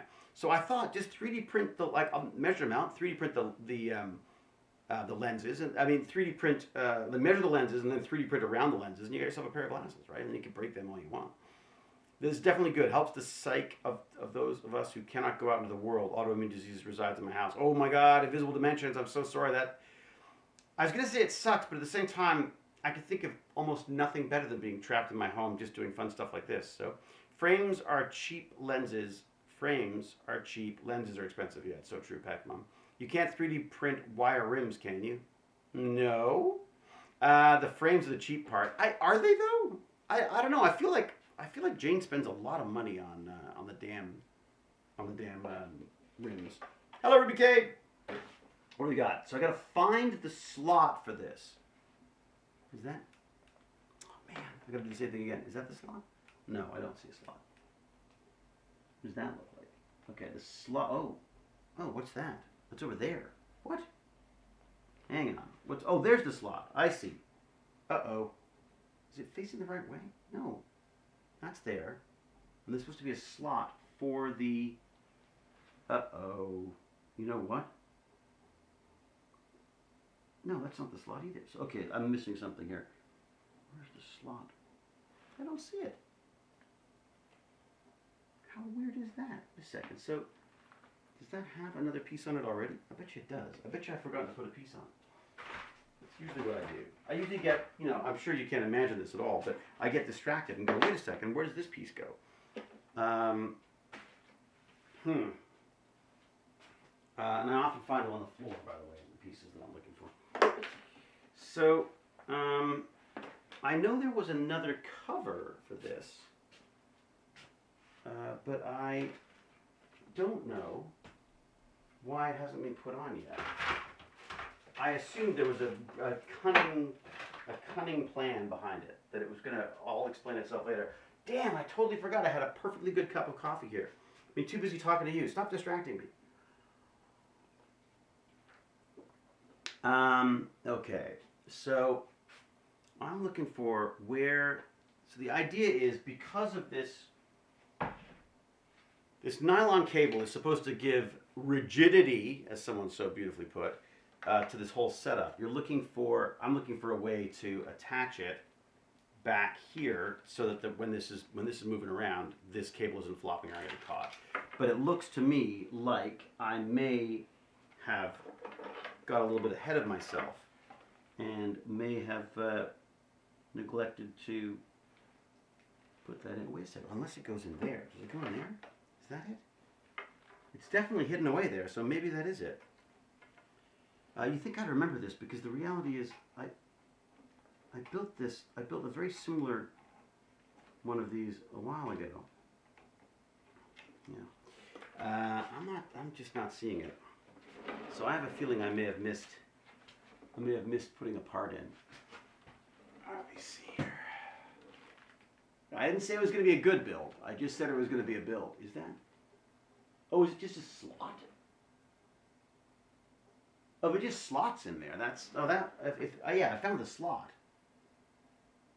Find the slot. There you go. I thought it was going to be a much more of a. I thought it was going to be like the other one, the one in the head of the extruder thing here is you jam it into this little hole, and then of course I was putting it in the wrong screw hole to start, and anything I can screw up I do. So okay, I found that.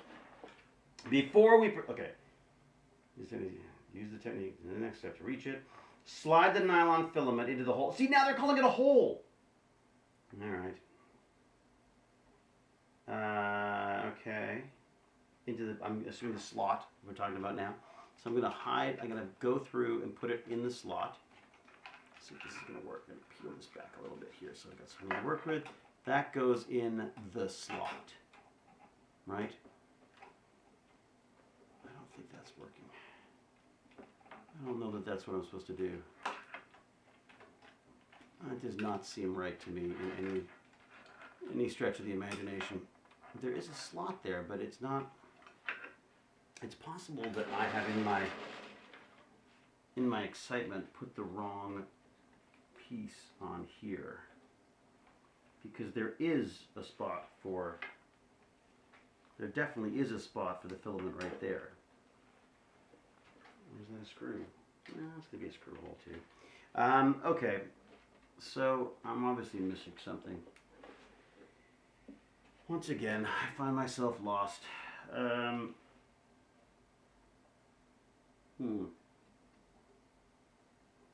mean, there's definitely a slot in there, but I just don't see how that helps us with holding it in place. So maybe I'm missing something. Maybe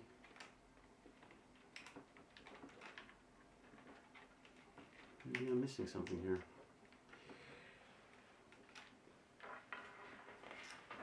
Twist the flexible sleeve. This will prevent the cables inside this. Right? Yeah. Make sure the nylon filament in the hole. Make sure the filament isn't pushing into the motor cables, which would indicate it is too long. And you need to slightly unwrap the sleeve and push the filament back. Slide the sleeve in the holder. Again, ensure the filament isn't pushing the motor cables. And if needed, slightly unwrap the sleeve and push the filament up.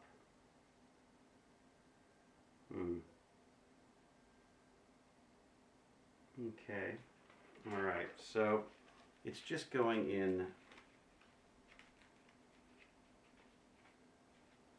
Okay. Unless they're just talking about the whole thing. Okay. So that just goes in there like that. That's holding it in place, making sure it doesn't push the motors back. That's fine. The motor cables, very good. Okay, that seems good to me. Seems good to me. Need to twist it. Yes, done that. Use the extruder cable clip. Yep. And 2 M310 screws. Isn't pushing the motor cables. I don't understand what that means, pushing the motor cables. Make sure it's not pushing the motor cables. Oh, there's just not caught on the motor cable. That's fine. Yeah, that's good. You're good. Okay, so I need the filament cap, which I have a horrible feeling might be under the printer somewhere. Very possibly under the printer somewhere. All right, if not, it's going to be in one of these boxes. It's not there. It's not there. It's not in that pile of stuff. That is not what I'm looking for, though it does look similar. It's possible I've dropped it. Let's have a look and see what dwells beneath the printer. Let's look under here too. Oh, there you go. I knew it.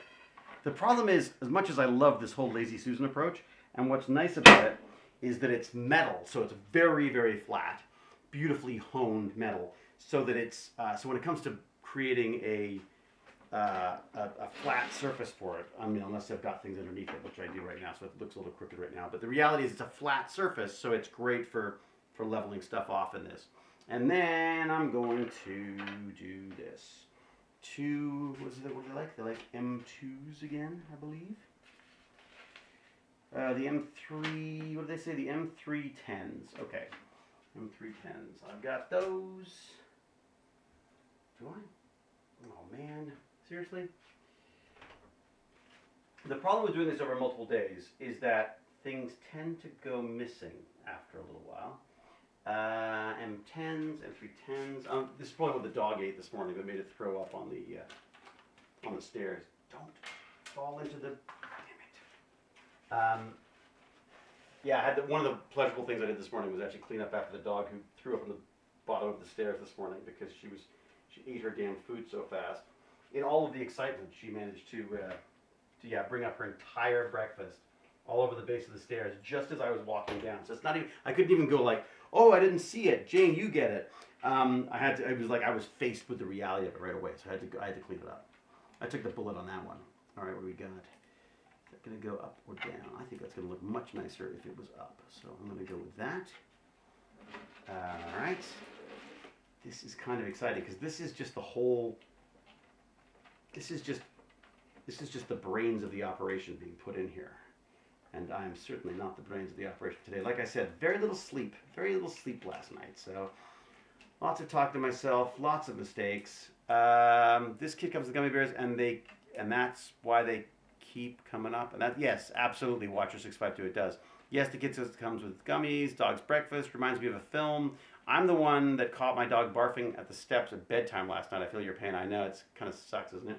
I don't want to talk about dog barf and then eat my gummy bears. So I'll hold off on the gummy bears right now. Thank you very much. What else we got here? Are you planning to add a Raspberry Pi Zero to the? Ooh, yes, Prusa. Yes, Prusa. Yes, OD23. I do want to do that. I want to have an Octopi. I love. First off, I love the time-lapse stuff you could do with it, and also the idea of just being able to remotely control it just seems amazing, especially if I'm going to have tech bandits using it. So the idea being is that then I could log in and fix things as they come up with anybody. So basically, I'm creating a makerspace in my basement in my garage that kids and their parents can come into and use use whenever they feel like it. I see. So I'm going to need I need the bolts for those, or as they would call it, nuts.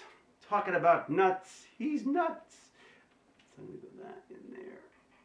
It's so well designed, I've got to say. It's just everything is so beautifully put together on this thing. I mean, not because I put them together, but because the way it's designed, it's just they just make it very.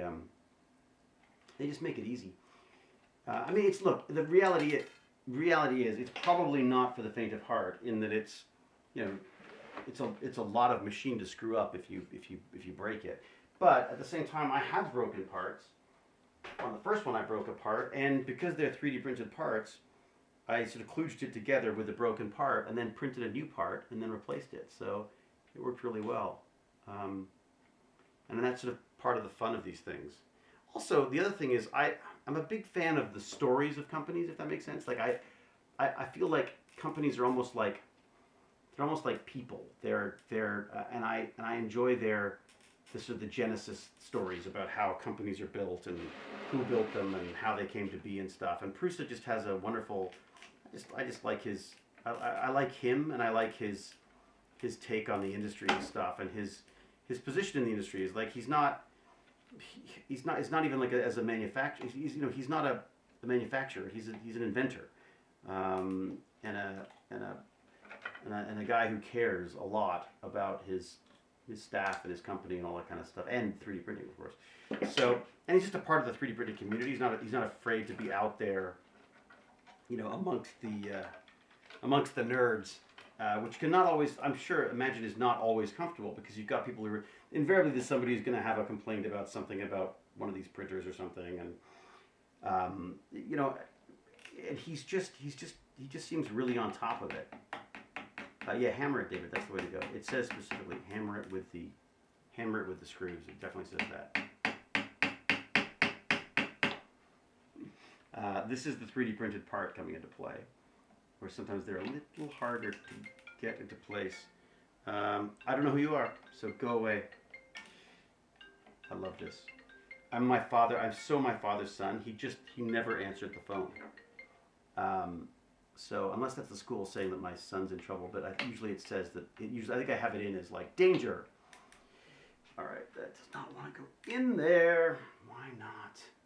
So the problem with 3D printing is sometimes you get little stray filaments, little bits of filament get in there, and it can make things not fit as well as they should. And sure enough, there you go. There definitely is. I can feel like a buildup of plastic in that spot where the nut's supposed to go in. So I'm going to just pop that in, because the other one went in very easily. There you go. So that's going in just fine. He says, watching it not go in fine. Okay, so what else we got? Stupid spam calls. It's always spam. Nobody calls me. Nobody calls me.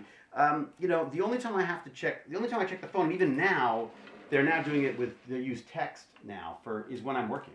So when I'm on set, there's always, not on set, or when I'm on, not call, but when I know they're filming and I'm within days of the work that I'm required for, it's important to check messages, because you never know. They might suddenly say, you know what, I gotta get, it's raining and we have to go do a different scene that we were going to do. And, you know, the last film I did with Guillermo, you know, I got a call at 2 o'clock in the morning one day. And it was not a day I was supposed to film, nowhere near any days that I was supposed to film. And I get this, at 2 a.m. the phone's ringing. I'm like, oh, screw that, I'm not answering that.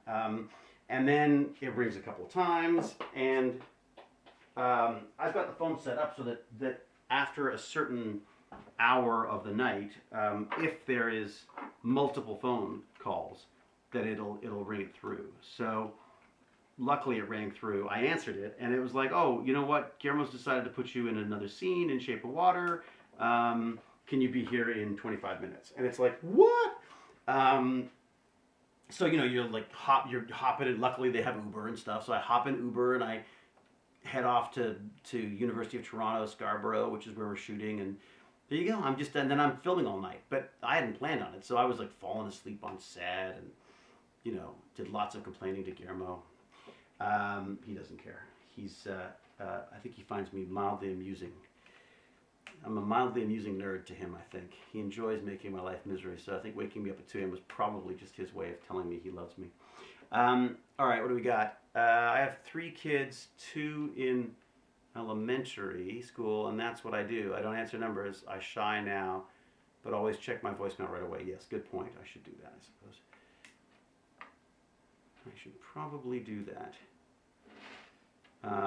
But I also know that they have Jane's number as well, and that they trust Jane far more than they trust me. So usually if it's important stuff, they call Jane. It's usually the way it works. That does not want to line up, does it? Okay. I guess that's why Joseph said don't do one up all the way first. See? I'm not good at following instructions. I like to carve my own path. And as it turns out, that path might be a new route for the screw to take into the thing. Ow! All right. So, I definitely, as you can tell, the complaining and whining is very Hewlett. The brilliant, not so Hewlett. I've never claimed to be a genius. Only on television, as my son says. He's only smart on TV. Him and Cal are always ganging up on me, saying things like that on our stream. All right, so do that. Put that in there like that. Let's get that. Oh, that fits way better. I'm glad I had to do that again. Oh yeah, that sits way, way better. Perfect. Okay. It's perfect. Isn't it? Isn't it perfect? Are you in? You're in. Are you in? Not yet. You will be. Come on. There you go. There you go. Oops. Oh. God, it does not like sitting in there, does it? I've probably done something wrong. It's usually when things don't work on these things, it's because I've done something wrong. So I usually find. Is that? Oh, that's gripping. That's gripping good. Is that gripping? Go on, grip in there. Get in there. Go on. You know you want to be. You want to meet your other half right in there, don't you? Oh yeah. There you go. Yeah. Come on. Get in there. Look at that. Perfectly good. Oh, I see. Maybe it's just not sitting high enough. Oh, I see. They go in way deeper than that. Oh, okay. Well, that's what it is. Like I said, when something goes wrong, it's my fault. Well, it's always Alenka's fault, but in this case it's kind of hard to blame that little guy. Are you gonna get in there? You gonna go for this? Yeah, I'm having a hard time getting that bit in for some reason.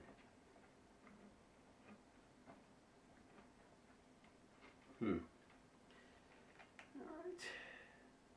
Please talk amongst yourselves while I lose all faith in my own ability to screw things in. Yeah, come on, get in there. D. Hewlett, 2020. I need David to be a lead of a new Stargate show, or at least a very prominent cameo. Yes, probably very prominent cameo is the way to go. Like I'm telling you, we do Stargate Academy. I'm the headmaster. Everyone hates me, but I've got a heart of gold. Okay, it does not like me. It really, really does not like me. What is it catching on? Okay. So, yeah, it's going to be difficult, huh? Nothing's going. I'm telling you, it was a breeze until I started streaming it. I think that's probably the problem. It's probably you. As always, Mckay blames everyone else. The headmaster with a heart of gold trope, LOL, exactly.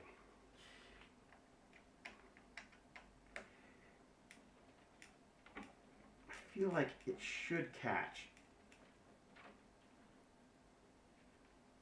But it's not, is it? Is it going in far enough? I don't think it's catching. I don't think the wee thing is behaving as it should. I may have to just try reseating this again. See how this feels now. Huh. Okay. So obviously something's going wrong, so let's double check this. I'm just going to try screwing just the screw in without all the extra bits. See if there's anything that needs to be shaved off or something. As I say, because they're 3D printed parts, sometimes there's extra little frilly bits that it's not supposed to have. Oh yeah, that's not catching at all. What's going on? Oh boy, what have I done? Hewlett! That's what Flanagan used to do all the time. Hewlett! What we got? Let's try that then. See if it prefers that. Stargate's been off air for a while. Say what you want. What Interbyte? What's Interbyte saying? I must rewatch Dog's Breakfast. Yeah, maybe. Yeah. I love Dog's Breakfast was so much fun. I knew it wasn't, but I was a kid. Yeah, but just when you're watching a watch party with Baz, we try not to spoil things. Oh yeah, no, that's all. Yeah, it's mainly just I think people are sort of very respectfully and probably,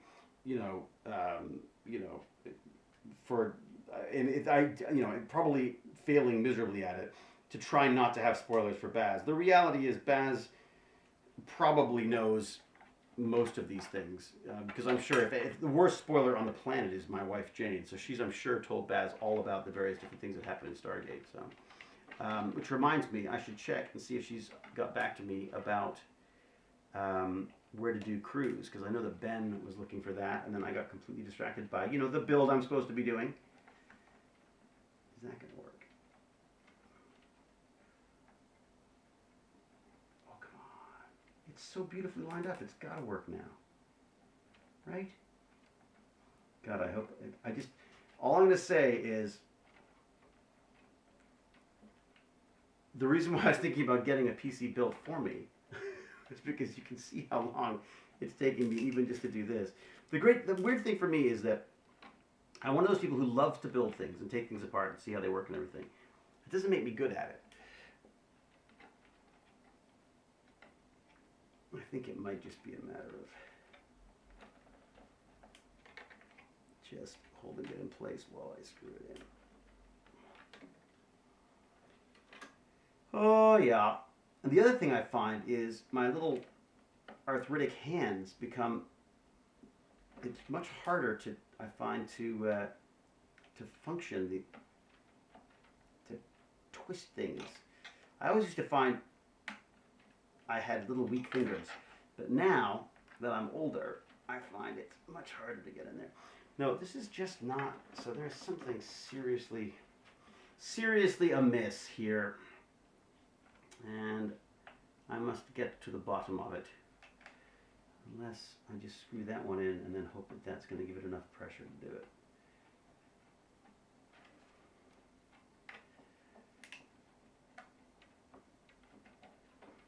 Okay, I'm going to screw that out, screw that back in, but at a bit of an angle this time. See if that's going to catch on better. Has that got it? Oh, has that got it? Oh, no, it doesn't. Wow, okay. You know, people ask, like, why don't I do ads for things? Because this would be like a disastrous way of showing people, like, how to build a 3D printer.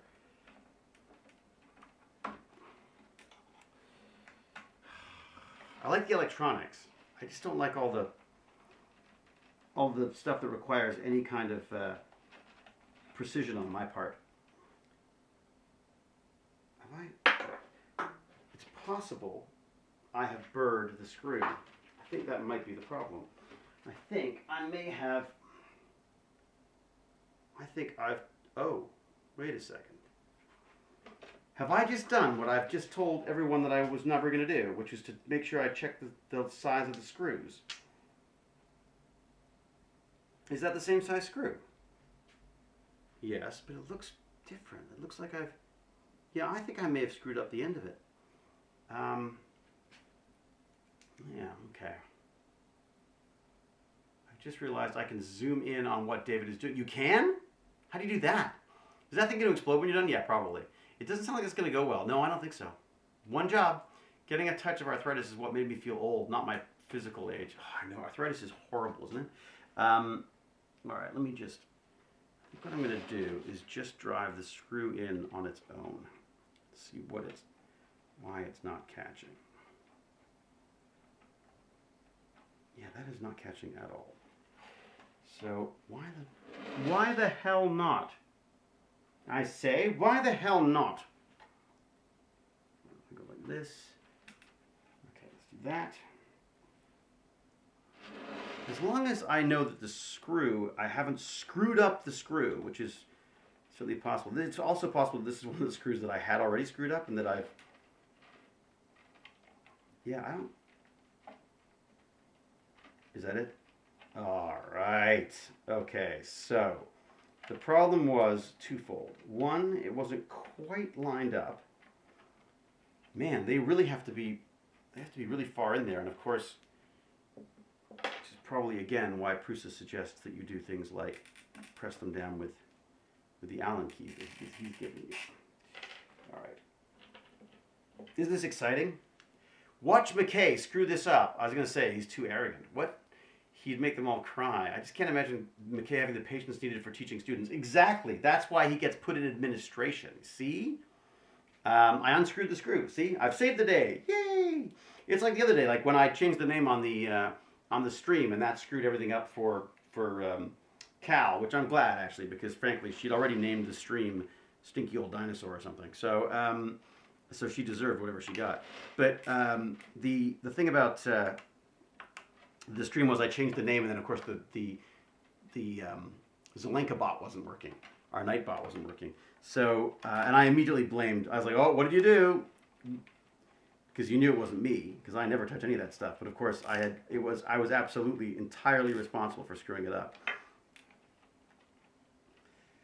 All right, let's see if it's going to let me do that now. Oh, there's something. Okay, so we know it's not that part of it. So it's just not reaching what it needs to reach at this point. Okay. It's very, very frustrating.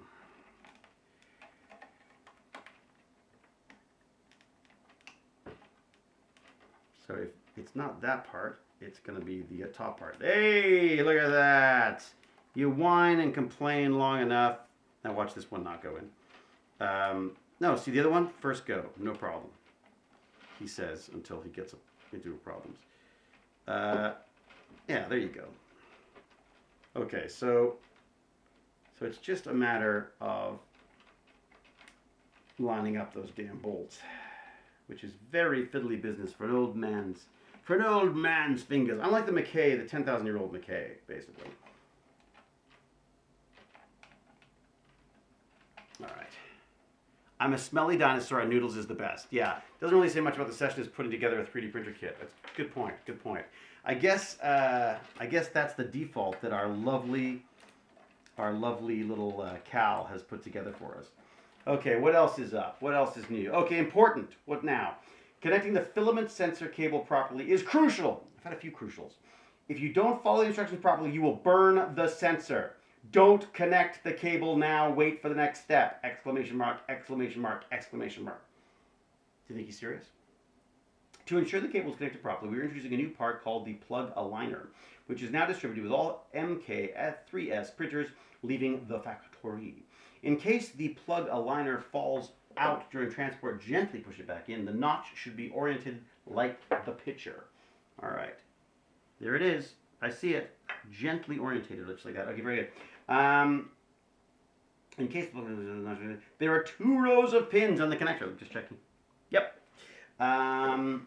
Use lower row. What was that? What? The upper row MMU2S. I'm using that though, aren't I? But I haven't done that. I'm not installing that yet. Right now. No. Just worry about the Mk3S right now. Use these pins to connect the IR sensor.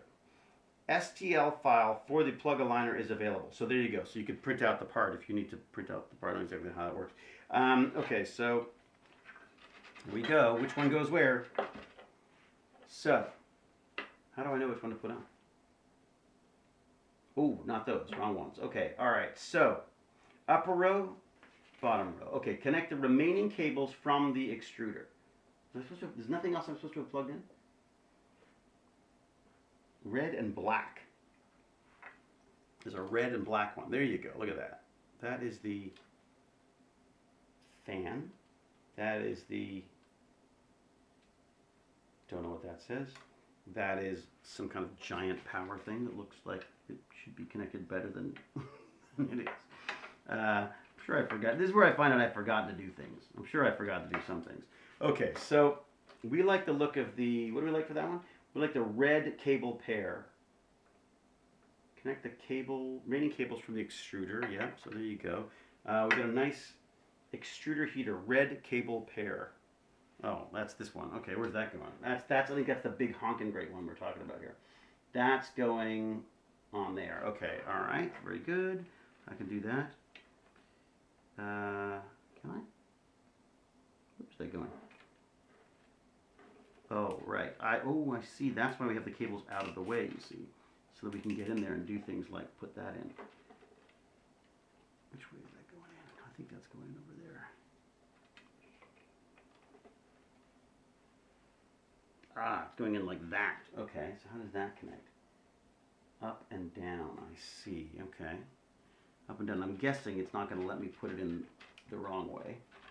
Oh yeah, that went in way too easy for it not to be the right way. Okay, extruder heat cable is the red pair. I've done that. Hot end is the black cable. Hot end, so that's the part that's melting the... I'm melting. That's the one that's melting the plastic for us. Black cable, got it? No, that's the fan. That says fan. That's not the... Where's the other one? Extruder, black cable. I don't have a black cable. Well, does that count as a black cable? Black and white cable. Black and white cable is a black, white, and red. There's like yellow, black. You know what I'm going to do? I'm just going to do all of them until I get to the one that it says is the... Until I'm only left with one, then it's got to be the right one, right? Okay, so hot end fan. Where's the green? Green? I've done that one. Hot end fan is blue. Where be the blue? Where are you, blue? Okay, hot end fan. Black cable number 2. NR2. Okay. What do they call themselves there? It's got nothing on it. It's got. Well, look, I know that that is a fan, right? Fan. Yep, there you go. So that is the, yeah, just checking, hot end fan, black cable number 2, NR2, I don't know what that means, NR2, goes to that blue one over on the far side. Okay, all right. Of course it does. It goes somewhere that's very, very hard for me to get to. Naturally, it's incredibly difficult in every way.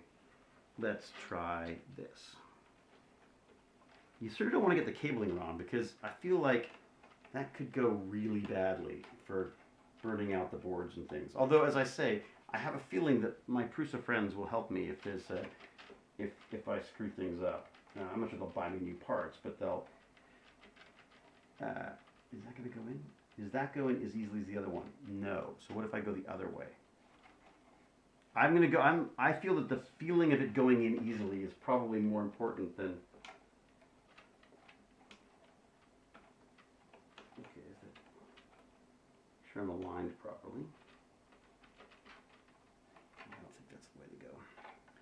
I think it was the first way, and then I was a little off. There we go. Okay. Oh, is that it? Like it should be. I feel like I shouldn't have to force it. It's generally not a good idea with these things. So that's definitely on there. We've got 3 cables. Is there 3 cables there? Ah, I only see 2 cables on that. That's weird. That is weird. So hopefully I haven't already bent one of the pins down. If you do screw it up, solve it the Homer Simpson way. Call it an art piece and sell it at auction. Exactly. There you go. I'll sign it. I can just sign it as a Mckay printer, and claim it was built during the Shrine episode where I wasn't that smart.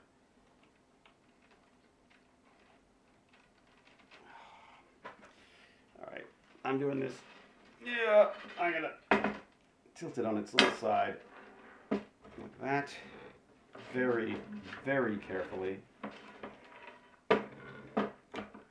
And I'm gonna have a look in there and see, because I'm flying blind here. Okay, so that is so not going in there.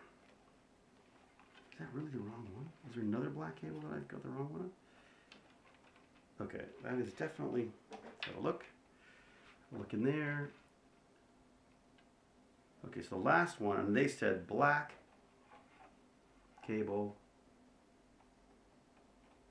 Is that really what it's going to be? I feel like I've got this wrong. Let's look. Is there one that fits better? Let's try the one that fits better. No, they're all the same kind of cable. Huh. Okay. I think I would. That is definitely a fan. So the fan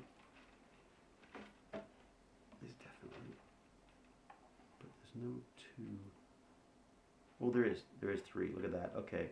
So it looks to me like maybe. Okay. 2, 2. What is that? That's a fan. Just want to go in there. Huh. I am definitely confused. E. Extruder heater. Red cable pair. Yeah. That's right there. I've done that. The next one is this one here, this blue one, I thought. Extruder motor, labeled with an E. Ah! Wait a second. So you should read the instructions. Okay, good idea. Read the instructions. Okay. That makes sense. Hopefully I haven't bent anything trying to get the wrong one in there. I was like, oh, it doesn't feel right. But just if I push it hard enough, it should get in there. Really is a Homer build. I should just call it a Homer build. Okay, so if that goes in there like that, caught on there. It does not want to give me much cable. Okay. Atlantis stuff was not nearly as fiddly as this. You know, the fake stuff on TV, so much easier. Plus, if you got it wrong, you haven't toasted a $700-800 printer. Okay, I really feel like this box should be done. I feel like this should have been cabled when it's not on the machine. You know, like I feel like the box should be off the machine when I'm doing this. Okay, I'm gonna turn off that light, otherwise I'm. Oh. Okay. Oh, okay. So the websites. So looking up for. So apparently autocorrect changed my text to Jane to screwing up films instead of crewing up films. So crewing up. In which case the indie Facebook page is called I Need a Producer / Fixer. That is the page, and it's regional, so you can find one in your region that does that. The website's mandy.com in Canada, US, and the UK. There's also hirebipoc.ca, filmincolor.ca, and we're here.ca. I would go with the Facebook one because that's where most people got the stuff from that I'm aware of, and mandy.com as well as possible. So there you go. A little info for you, a little inside scoop from the producer herself. All right, hot end fan. Okay, where I don't see the blue. Ah, I do see the blue. It's a much lighter blue. Okay, so the other problem again is the whole not being able to see colors very well. So that also makes things a lot easier. So I'm now going to go with that cable that I was trying to use. That is the man. Oh man, it really is. I truly am blind. Okay, so it's the one directly above there. Okay, so right beside there, directly above that. Okay, got it. Got it. Get it. Good. Done. Yep. Okay, next up is going to be the print fan, which is red. Is it red? Who knows? It could be red or it could not be red. That is the print fan. Fine. That's going in the next one over. Is that right? Like right next to it? Or is there a space between it? Let's have a look. Goes in, yeah. Next one right beside it. Okay, great. All right, that's done.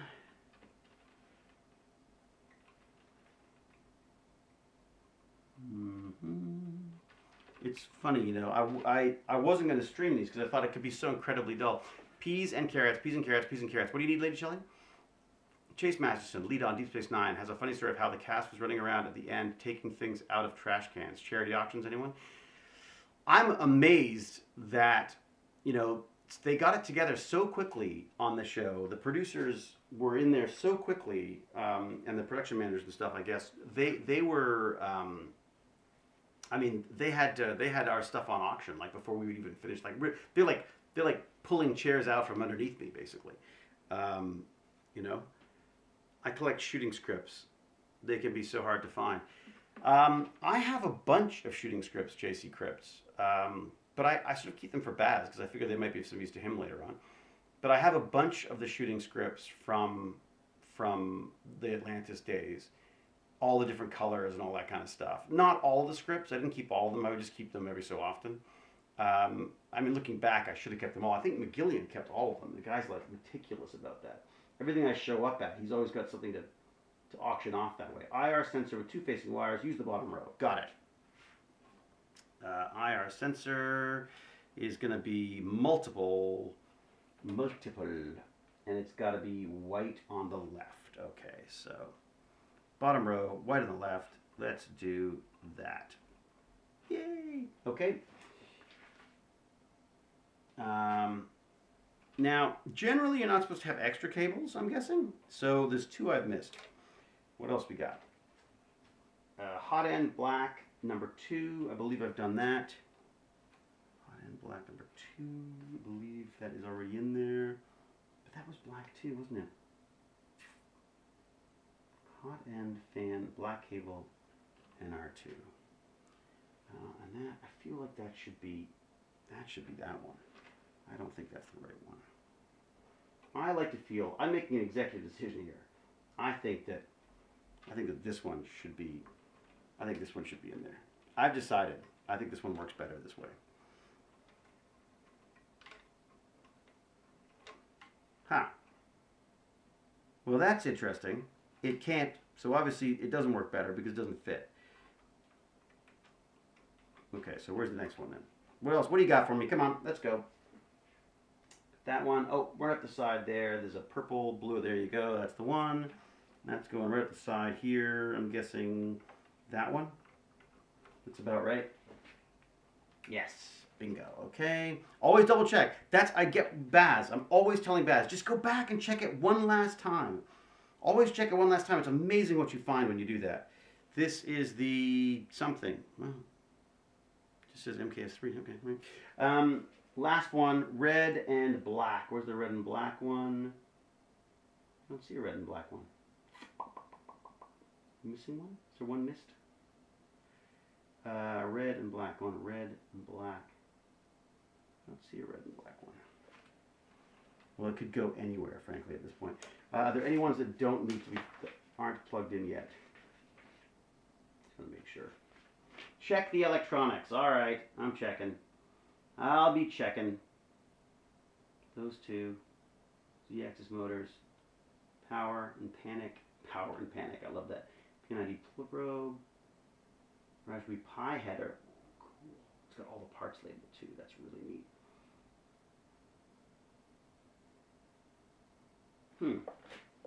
It is interesting that I don't have. I do feel like I should have one more cable, and I don't see what I've. Oh, yellow and green. Is that how? Yellow label with E, no. Green, yellow label. There you go. Extruder thermistor. There you go. So that's the one. That's going third spot. Third spot in there. Is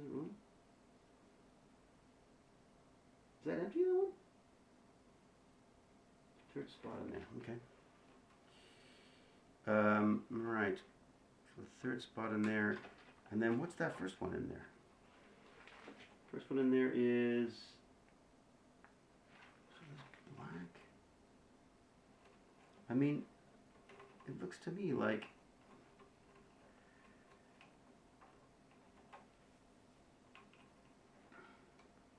I don't have a choice. That's got to be the way it is. So 1, 2, 3, 4, 5, 6, 7. All right. So 1, 2, 3, 4, 5, 6, 7. Great. All right.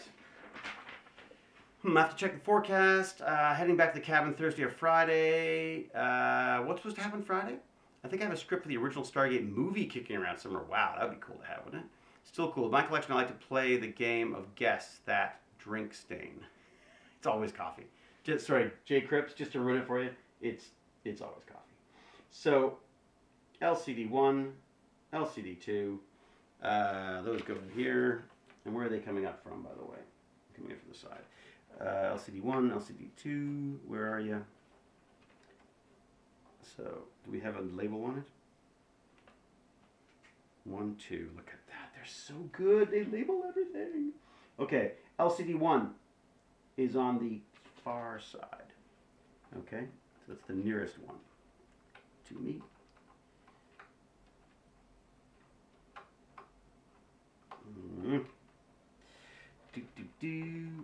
All right, so LCD 1.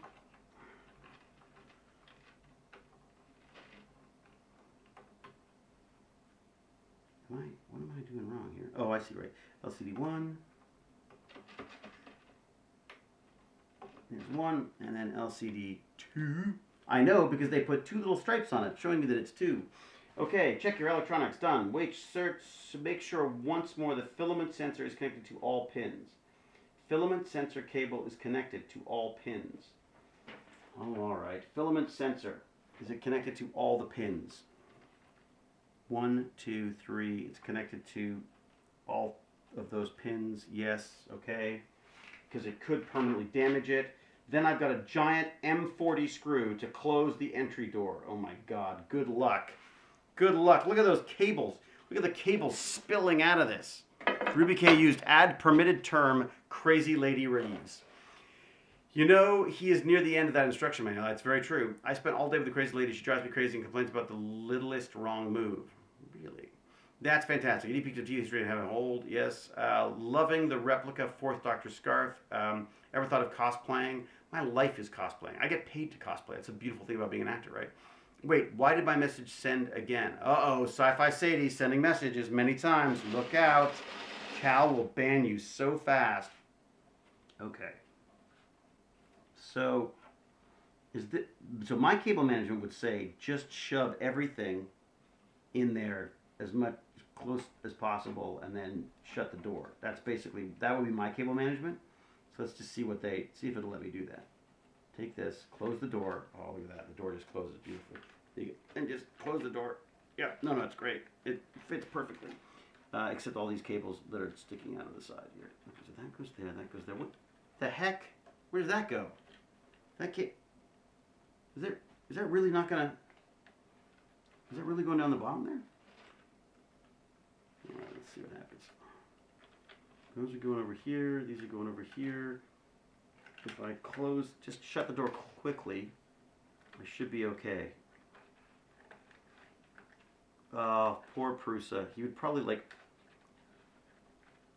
all this work he's done to make it perfectly easy for people to figure this out, and I'm butchering it with this thing. Okay, does it need 2 cables coming in there?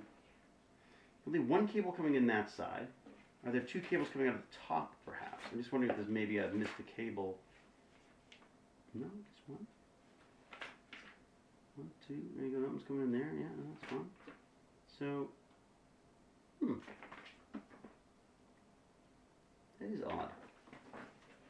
Okay. Like I say, cable management, as you can tell by my little fan cave, I'm so good at it. Okay, so those just need to be nicely folded up out of the way. That needs to get out of my way. And then I think we should just be able to close it like that. Is that going to work? Is that it? Yeah, lots of stuff. I think I sort of feel like I want it to come out the bottom with the other ones, this stuff. I prefer to have it coming out the bottom. It feels sort of trapped the other way. There you go. Look at that. Oh, wow. That is cable management. Frickin' A. Okay. I just let the cables live free and wild. Exactly, Beef Viper. I'm with you. Cable management is for enthusiasts. Cable management is for my wife. She is so good at that stuff. I don't even bother doing...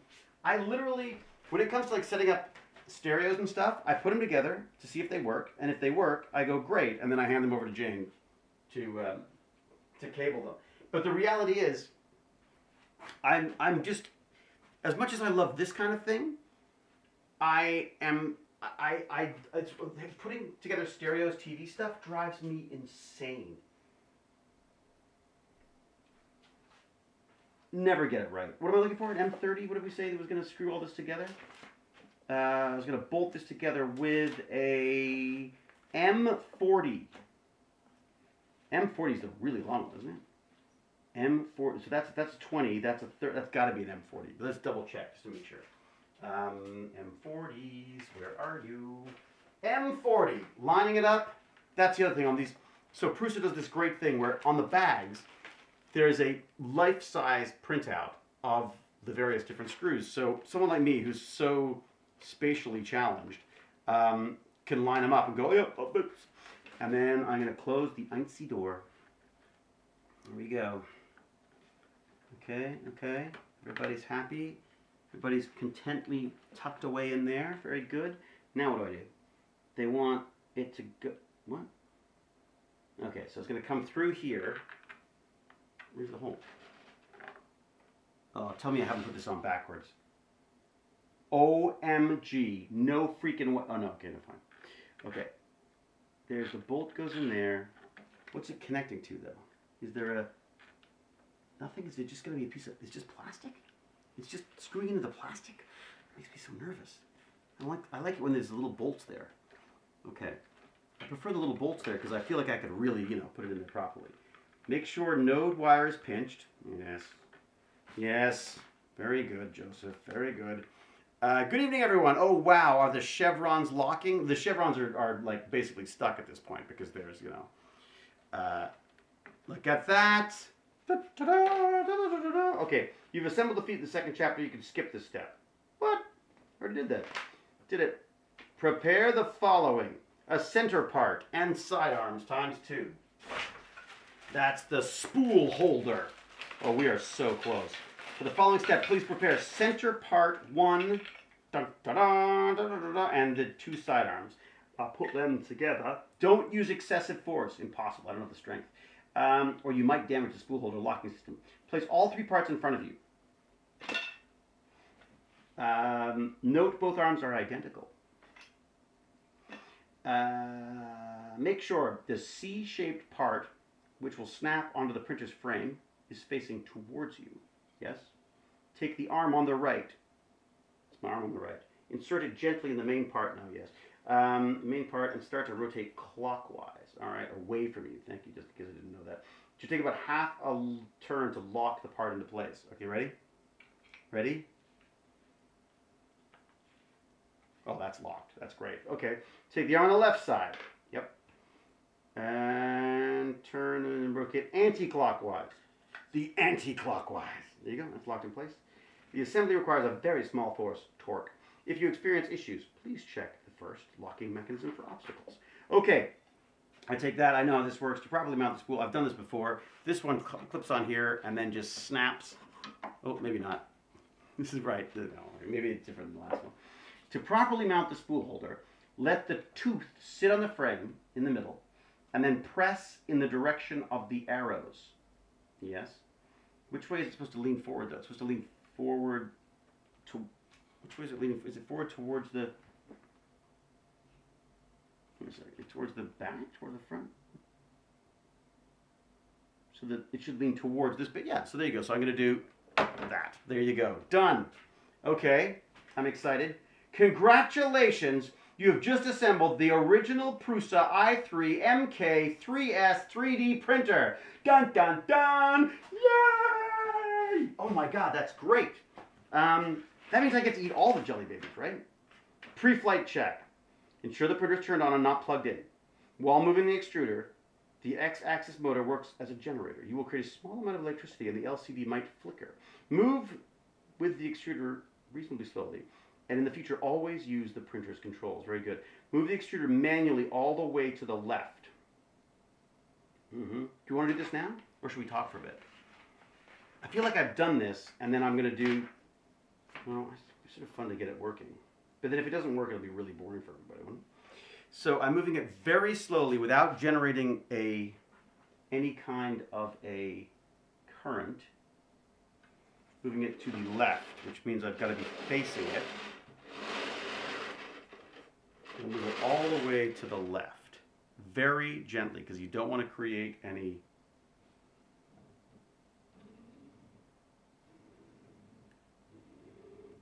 Okay, so all the way to the left. Move the Z-axis, move the nozzle until you reach the heat bed. Try rotating both of them equally. I'm moving this to the... Ugh, this makes me very nervous. Okay, all right, I gotta move this down until it's sitting on the bed. Doesn't look like I can do that. Oh, there you go. Is it on the bed?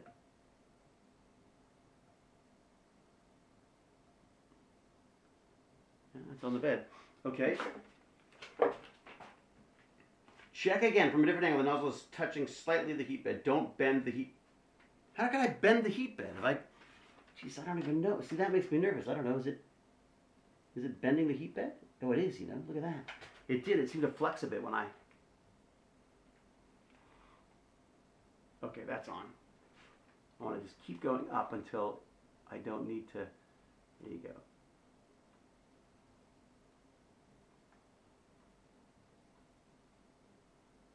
Okay, there you go. All right. Is turned off and not plugged in, yes. Move the extruder carefully all the way to the right. What?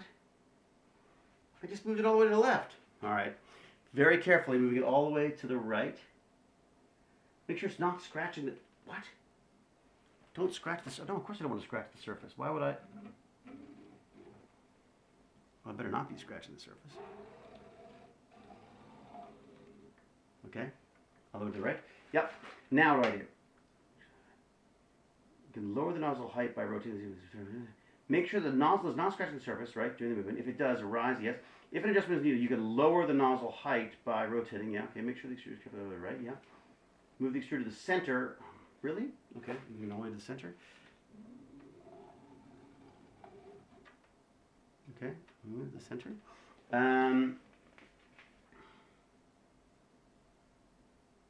Okay. Take a zip tie from the package and place it under the pin sensor.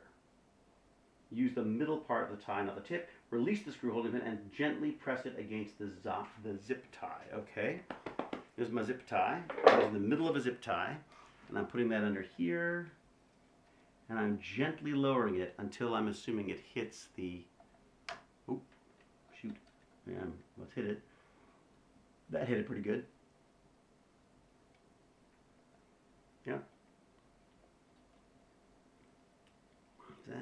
Is that what they want from me?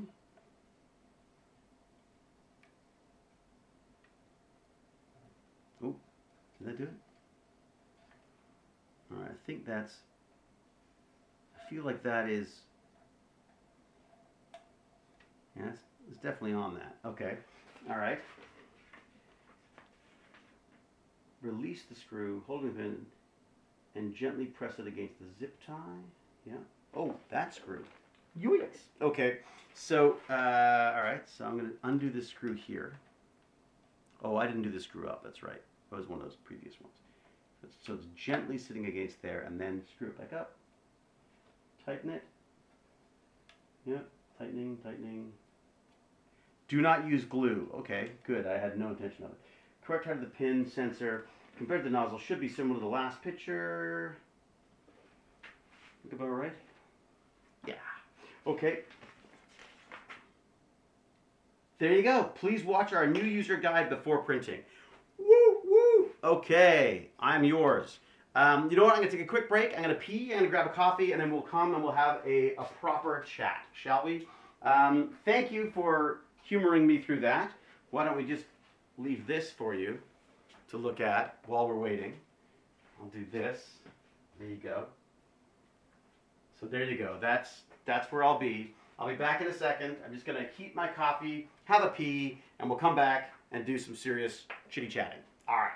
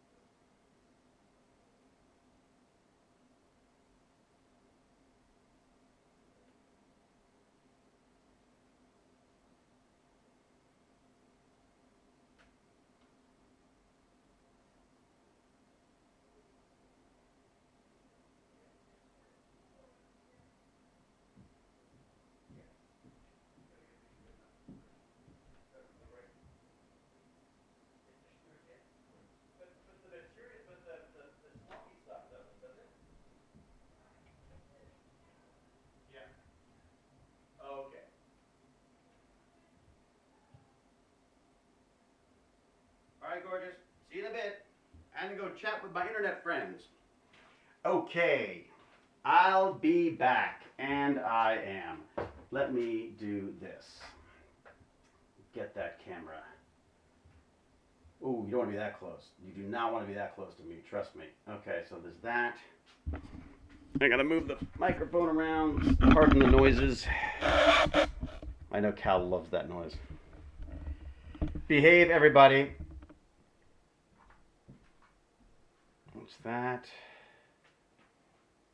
Oh boy. He's back. He's back indeed. There are some Cal noises. Uh-oh. Now what? What's Cal being noisy about now? Noisy Cal. You know, it's funny. I did rules for the... Let me move this out of the way a little bit. Where's my RoboCam? There you go. Right there. Okay. I did my RoboCam.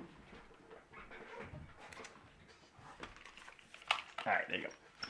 Alright, to stop talking to myself and my wife at the same time. Alright, look at that. Ooh, twist ties all over the floor. I can't deal with it. Okay, so we're back on the wide there. What if we go to this and this and one and that? How's that? How does that? Hello? I look very short. I think I need to be taller. Let's do that, shall we? All right, he's back. He's back. Sort of. What's going on there? My camera's got a life of its own. Okay, let's just make sure my mustache is in focus again. Oh yeah, look at that. Oh, look at all that stubble. Look at that. Best way to check focus. It's the stubble cam. That's the way to go. Okay. Oh, I think you know what I deserve. Definitely. What flavor? What do you think? I know it sounded very Noel Fielding, didn't it? I'm king of the mods. Wow, that was quick. No, it's not. You know what I did? I just nuked my old coffee. Red, red, red, all of them. One of each color. I like the way Jonathan's thinking. A red, a green, a yellow, an orange, and a white. Nice. Okay. All right, I'm back. And now you get the ASMR jelly babies.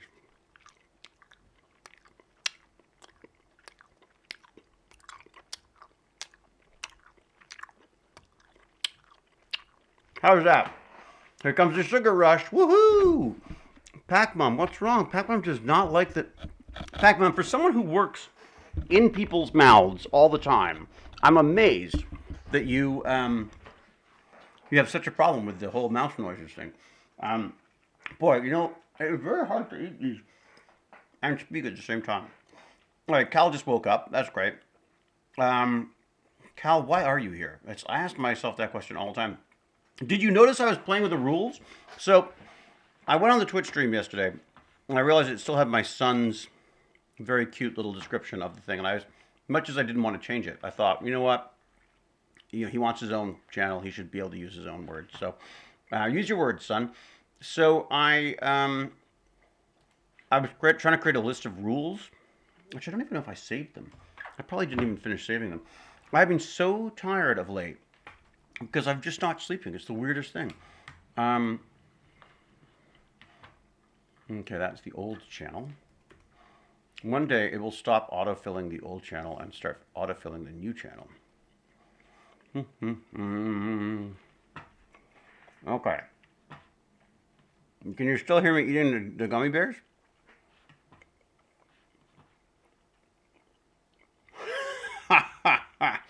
Prusa 3D printer build. Hopefully with fewer explosions. I love it. All right. Where were the rules? I had I'm looking for it asked me for chat rules, which I thought were kind of cool. And then, I don't even know my own site. There's some Discord, Justin Box, overlays, where are we? Gaming supplies. Well, excuse me, somewhere there are supposed to be chat rules or something. And so one of the things that I wanted to do was to get Cal in there as in the chat rules somewhere. So let me see if I've got it here. Creator dashboard. And we'll read you what I wrote. Not because it's particularly brilliant, just because it'll bother Cal, and that's why I did it. What have we got? I'm guessing we want to be looking at the settings, I imagine. I imagine we're looking at the settings. That's what I imagine. Preferences, how about that? What do we want? Community. Moderation? Is it the community thing? Roles, channel points, followers lists, channel preferences, moderation, affiliate. Where's the chat part? Is that what I want? Channel, maybe channel.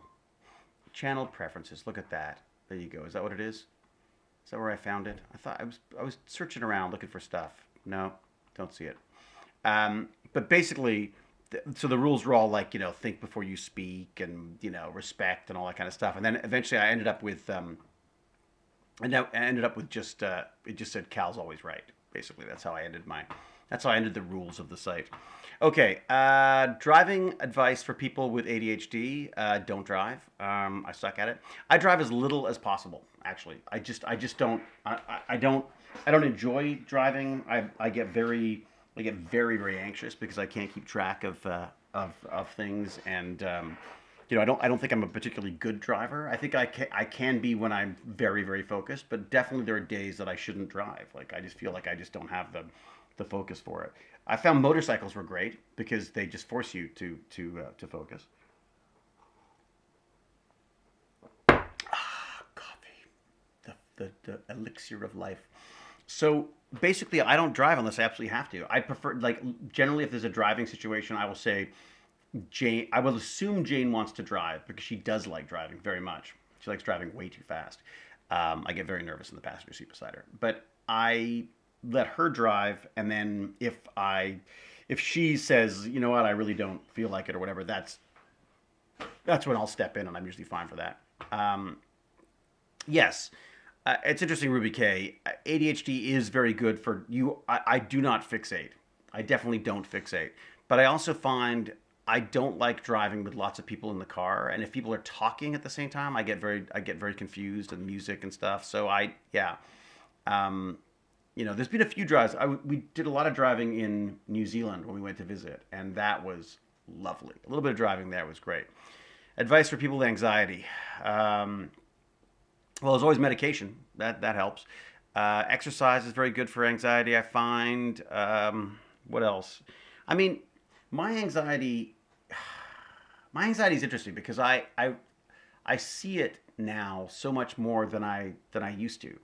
Now that it's something that I've sort of been forced to address. Like basically Jane sort of took me aside one day and said, I need you to go and talk to someone. I need you to go and talk to a doctor because I was just so incredibly tightly wound about everything. And then, in talking to the doctor, this ADHD thing came up along with so originally I started taking some medication for anxiety. Don't ask me what they are because I don't know. I try not to look up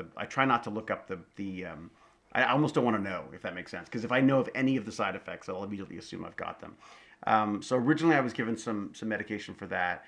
And then there was and then ADHD, there was medication for that too, but that's basically you're doing speed basically, which is the weirdest thing. You'd think somebody who's bouncing all over the place, why would you give them more coffee or distractions? But the reality is they are very good at making you focus. But honestly, exercise, huge part of it. I'm now doing these really long walks with a dog, which is kind of nice.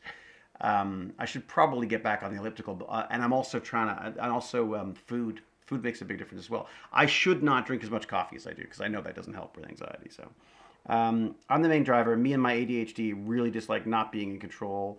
Hubs drives when I've been drinking. Otherwise, I love being the driver. Yeah, that's a good way to do it. I mean, look, the other great thing is I don't really drink anymore. So basically, if Jane wants to have a drink or 100 at dinner, then she's welcome to because I can always drive home, right? They seem not to like the idea of epileptics with uncontrollable seizures behind the wheel of a car. Weird how they wouldn't want that to happen. Well, so App Kilby, you've got to be looking forward to autonomous vehicles then, right? I mean, that's got to be like the holy grail for you. And for me, for that matter. The reality is, this future that I dream of is one that my kid doesn't have to learn how to drive a car, but of course he will, and he's his mom's son, so he'll probably like driving, unlike me. He, I had hoped that he would grow up and that there would just computers would be handling all this stuff. Because frankly, I really don't think humans should be driving. I don't think we were built to move at 140 kilometers or miles an hour because our reaction time isn't fast enough. We're distracted. We're distractible. We're irritable and it's and we've got road rage. And I just feel like we shouldn't be operating these things. I would rather computers drove me horribly slowly, but incredibly safely, and that I could read my comic books on the way to whatever meeting I had to go to or learn my lines. I mean, Um, yeah, Spinner Breaker. I too. I don't. I I get motion sickness as well, but it's not horrific in the cars anymore. It used to be.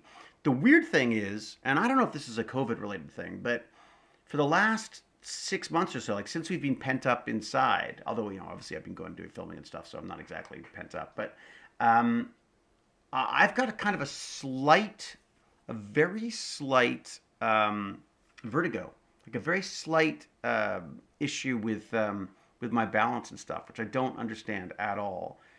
I wonder if it might have something to do with my hearing. I don't know. I can also never focus when someone is gabbing into my ear about where to go. Let me wander. I can't follow directions. Yeah, so Sci-Fi Sadie, I basically ask Jane, I say, Jane, either I'm listening to you for instructions or I'm listening to Google, but I cannot listen to both. And you cannot argue with Google while I'm driving because I can't, it's too much for me.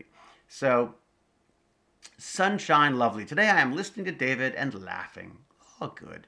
I notice a lot of actors speak of their ADHD. Acting must be more accepting of distracted learning. Well, Watcher 652, the interesting thing about ADHD is that it is, well, first off, I think it's a bit of a catch-all. I think that, I mean, I actually I went through and did a test for it. But I'm not, I mean, I suppose I mean, I'm diagnosed and the doctor has told me that's what I have, but I imagine I could probably dig deeper and figure out specifics. I just, it's always been kind of a superpower for me, right? It's allowed me to bounce between a million different things and enjoy lots of things and being sort of contagiously curious about everything. I always sort of joke that I operate at like 14-year-old level because I'm a distracted teenager. Like I just, I tend to bounce from one thing to the other. But the other thing about ADHD, which a lot of people don't know, is that it also involves extreme focus. So I can lose myself in stuff. Like that printer, I've really been enjoying building that printer. And but, I'll descend into the basement and all of a sudden it's 1 o'clock in the morning and I'm still just, playing around with it as well. So, yeah, vertigo often has something to do with the ears or the sinuses, that kind of stuff. But who knows? I mean, learning to channel ADHD is the key. It doesn't have to be a negative. Yeah, PacBomb, one of the best things I ever did was look up, what's it called? How to ADHD. Let me see if I can find the link for that because it really is like, it's an amazing channel. And she's just absolutely charming. So, YouTube, how to ADHD. There you go. I was really, really taken with her. I thought she was. So I'm going to copy that link address. I'm going to save it in here. And what I did was I was just looking for a daytimer. I was just looking for a way of using a daytimer that made sense for someone with ADHD. And this channel, this How to ADHD, suggested this bullet journal, which was just amazing. Yeah, I really feel like ADHD is a superpower. It's for me, it certainly has been, but there are definitely, as you get older, there are things that you struggle with because of it. All three sons have ADHD or ADD. It's been interesting over the years, but I worked with them on how to channel. I mean, that's it. I mean, well done, PacBomb. I mean, that is a big part of it. I don't think so, but David would be better at answering that. AP Kilby had a question, so I guess I should. Oh, I can go smaller now, can't I? I'll be able to see a little bit more.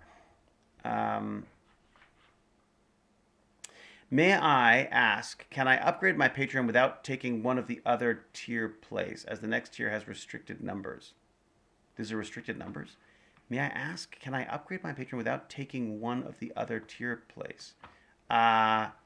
Yeah, look, if I put numbers on them, it's probably just like to give me a rough idea of what I mean, I honestly, with Patreon, I feel like I'm learning all the time with Patreon. I don't, I really set it up originally. Well, first off, thank you. And yes, absolutely. If you want to move up a tier, by all means, I don't have to restrict the numbers. The numbers are sort of, it's a false restriction, I guess, in a way. I think depending on what you were looking at, in some cases, like the sponsorship stuff, I just don't want to be. I just don't think we should have 1,000 sponsors. Although I say that, maybe we should have 1,000 sponsors. I don't know. There's only so much room for stickers on my hat. Um, Actually, yeah, Baz was going to put a Nicholas and a Jonathan one on there. Now I think about it. Um, have I tried pregabalin for anxiety? Honestly, I don't know, Harklight. Like, I truly don't. I almost don't want to know. I go entirely by how it works for me, and if it doesn't work, then I say, hey, give me something else. And I also don't want to be taking something all the time. So if anything, I have medication that can help me on days that I'm really struggling, and then I try not to use it on other days. But that's probably silly too. I should probably just be taking it all the time. Um, do you have anything do anything fun with Jane recently? Stargate Girl Sophie. Jane and I are watching an awful lot of Grand Design, the show Grand Design, which is all about the revamping houses and stuff. So and I've got to say, we've been having sort of quite fun little cozy time sitting in front of the television and dreaming about what we could do with her place in England, because her father left her this beautiful, beautiful place in Warwickshire, and my dream is always to go back and live there. Her dream is to live there but spend a lot of time in London. My dream is just to go to Warwickshire and never leave, basically. Don't make David anxious about his anxiety meds. It's a good point. Um, I don't have ADHD, but with my epilepsy, I have hypergraphia, which has hospitalized me and caused me to be sectioned. What is hypergraphia? What is that, hypergraphia? I used to only take my ADHD meds on days I needed to be functioning adult, but that backfired and I had issues. Now I take the meds every day. Oh, okay. That's interesting. What do you all think about CBD for anxiety, depression? It's amazing. Lady Kestrel, I've heard nothing but amazing, amazing responses to CBD. I've got a very good friend of mine whose kids, I guess I'm the godfather, for want of a better word. I'm like, whatever the opposite of a godfather is, an evil father, evil stepfather, um, to at least one of them. And they all struggled with various different things. And CBD, so cognitive behavioral therapy, was absolutely huge for them. Is it expensive? See, that's something that I hear I imagine a lot of it's covered here. I mean, I should probably be doing CBD to some extent myself, but I also I find it very difficult to sit down and talk to people about stuff. I mean, which is weird because I'm doing it here fine. I just, I find the one-on-one stuff with the doctors and stuff, it's weirdly uncomfortable. Like, I just don't, I feel like I'm, uh, oh, what's CBD? What's CBD then? Oh, CBD is like the is like pot oil. Oh, right. I should have pot oil is not the technical term I know. I'm sorry. CBD. Yes. I know nothing about it. I feel like right now it's the go-to for everything. I feel like it's a bit like it's truly snake oil at this point, where I feel like it's being used for everything, and I'm sure it's good at some things, but it's being sort of touted as God's gift to everything. So yes, the non-psychoactive component of cannabis, right? Sorry, I was thinking CBT, which is cognitive behavioral therapy. No, my friends did not pour cannabis oil all over their children and solve the problems. um, Watcher 652. No, I can't do talk therapy. I can't do it. I don't know why. It's maybe I'm just too, toxically male or something. I don't know, but I struggle with it. I mean, it's so weird because I talk about myself all the time, but I just don't like, I guess I don't, yeah, I don't feel like I'm at that point yet. I don't feel like I'm at a point where sitting down and talking about this stuff with somebody I don't know is of any good to me. Though I'm sure it is. I'm sure it is. This is from Google. Hypergraphia, the driving compulsion to write, the overwhelming urge to write. Hypergraphia may compel someone to keep a voluminous journal and perhaps even to compile a dictionary. Hypergraphia is the opposite of writer's block. Oh, wow. Man, I could use some hypergraphia then. CBT is also good therapy. It was more effective for me than CBT. Sorry, it was more effective for me than CBT. DBT. Oh my God, what's DBT? Now I'm totally confused. I have a CBD cream for chronic pain.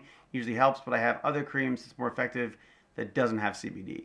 Uh, yeah, I mean, this is the thing is I feel like the CBD stuff, I'm gonna wait on that for a bit and see where that ends up because I feel like it still feels there's a little I get a faint whiff of homeopathy or something like that, and I get a feel that it's not quite, I'm not sure that it's there. Yeah, it's like James Gurney says. I think there's obviously some things that it's very good at, but it's being touted as a you know as a cure all basically, which always makes me nervous. This is talk therapy for me. Well, there you go. I mean, that's Watcher 652. I'm the same way. I feel like I mean, acting is my therapy.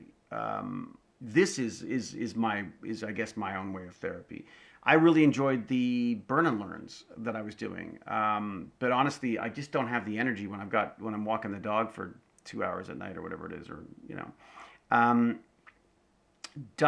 what dialectic behavioral therapy, Lady Venom. What is that? That sounds neat. Paramecium never work. It's true. Paramecium never work.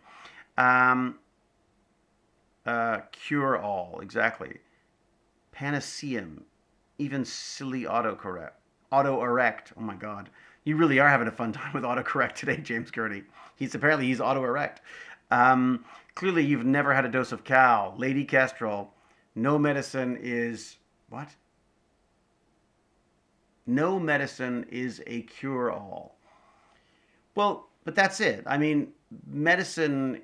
I mean, it needs to be specific, right? I feel like I worry very much about the. Yeah, now James has suddenly discovered what he's done. Yeah, I mean, I feel like there's a tendency for people to go like, oh, it worked on this, it'll work on everything. It just doesn't work that way. I mean, that's just not how medicine works. So, at a time when I was sectioned, I was able to look after myself. I wrote on everything from the walls to the ceiling, including myself. And when I ran out, here, I've scrolled off the screen. And when I ran out of pens and pencils, I used my own blood. Oh wow, that's pretty wild. That's like straight out of a movie, AP Kilby. But you guys all sorted out? Is that's safe to say? Ryan B 1312, how are you, sir?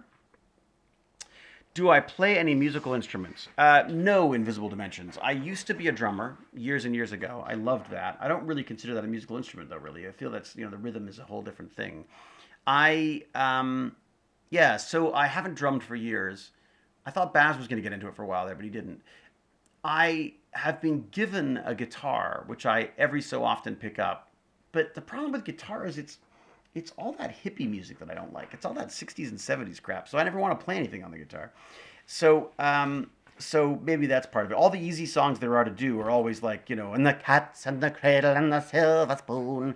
I just, I'm more of like a techno 80s guy. So I adore the keyboard. I love the keyboard. I don't know how to play, but I just love, in a way, I love the whole idea of. I love the idea of rap. I love the idea of sampling. I love the idea of electronic dance music, dub, all that kind of stuff. So if I had all the time in the world, I could sit there with the keyboard and garage band and just have fun with that. I just absolutely love it. Absolutely love it. What's FL Studio?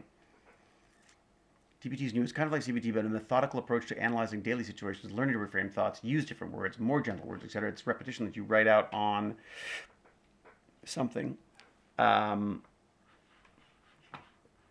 keeps you in. I'm assuming that keeps it in your head. Write out on a worksheet until you can do it just in your head in every situation you find difficult. Oh, okay, that's interesting. Meeting over. Back. Lady Shelley's back. It is controlled, but there are times when my measures don't work, but I have 4 dogs to distract me and to keep me from losing myself in words. That's wild. But then, I mean, I guess it's not therapeutic for you to then go and write a book or something then. So I guess being a writer is probably not the way to go for you. Is that how that works? Or, I mean, I'm not making fun. I'm truly asking. Does that mean that you shouldn't be a writer? I'd be curious to know. Not really, although this has helped me with work, especially being a writer. Oh, so you are a writer. There you go. So it's not a problem it's not like you can't write in moderation. You can do that as well. Because I always found that the biggest issue I find with like losing weight. Like right now I'm trying to do this where you count calories, and I know that that's not always the best way of doing it, but just it just allows you to do portion control, where I can go like, well, do I really need like 2 bowls of that delicious risotto that I just made? Why not just have one? And by seeing the actual numbers associated with it, that can sometimes help. But the problem with food is that it's one of those things that it's not, you can't just stop it. Like alcohol, it's very easy for me. I just don't have it, so I don't. It's not a problem. I can either drink or not drink. It makes no difference to me. Um, but I've sort of consciously stopped drinking over the years, not because I don't think because there's any problem. I mean, I used to drink a lot, but actors tend to. I mean, we're a we have a lot of downtime, so you spend a lot of time, and also, you get home late and your head's going, and you've got lots going on from the day, and you want to drink or whatever. In fact, theater, you go as soon as the play wrapped, you'd go off to the pub and talk about the show with your friends. So there was a community to it that I very much liked, but I just found that as you get older, and once you've got a kid, I just don't want to miss anything. Like I don't want to, you can't explain a hangover to a 10-year-old or whatever. So I felt like I don't want to miss any of that. So there are a million different types of diets because people are all different. You have to find what method you can live with. Diet sounds like a punishment. Or as my sister used to say, die with a T. Diet is die with a T. Because the reality is once you start dieting, it's with you forever. Like it sticks with you. My in a marriage gone by, my ex-wife was into this fat flesh diet thing where you drank cranberry, like unsweetened cranberry juice and flaxseed and all. Oh God, it was awful. But my God, the pounds just fell off you. But and that was the first time I'd ever lost weight. That's the first time I'd ever like consciously tried to lose weight, and I I truly believe it changes your brain about that stuff. I think food becomes suddenly um, a different. It's a different part of your life once you've started dieting. So I feel like it's yeah. I don't fad diets. Yeah, like, dieting is never the problem. If it's just about eating very specific small amounts of things, I can lose that weight no problem. Have no problems with that at all because I'm obsessive about that stuff. I can totally do that. The problem is you never maintain that because as soon as you break that fast or whatever, I find it's out the window for me. So you really, as Ruby K says, you always have to eat food. So, I mean, I dreamt that maybe Soylent was going to be my savior, that I could just have very specific food. I could have the same food every day, exactly the right amount. Bingo, I'm set. That's all I need. But portion control and exercise. But I would go so far as saying that portion control is more effective than exercise. Exercise, it takes a really long time to exercise away calories, but eating less, it's a direct effect on your weight. Obviously, you're supposed to do it in tandem. Although you got to be careful, especially when you get to my old age. You got to be careful. You don't stop eating and start doing huge amounts of exercise because that puts a huge strain on your body as well, right? So, food is also delicious. It's a good point with BK. That's one of the biggest problems, right? Is like I can stop eating. The problem is once I start, it's very difficult. Mm-hmm. That's right, beef viper. You got to run miles to eat off one snack. The other thing that I've discovered is that I don't eat as much meat as I used to. I mean, like beef and that kind of stuff. I struggle to get rid of pork and ham, anything pig related, because I, it's so ingrained. I mean, I grew up with bacon buddies and pea meal bacon sandwiches and bacon and eggs and bacon on everything. Bacon on there's freaking bacon on cauliflower cheese, for God's sake. So bacon is very much an integral part of my diet. So very difficult to get rid of. Though I don't like the concept of it because of pigs. I feel like pigs are they're lovely, intelligent animals. I don't understand why we would eat a pig over a dog. You know what I mean? Except that pigs they got more of them. There's more of them to eat, I suppose. But I put a dog and a pig up against each other, I think you'd be hard pressed to find that the pig's lagging in any way.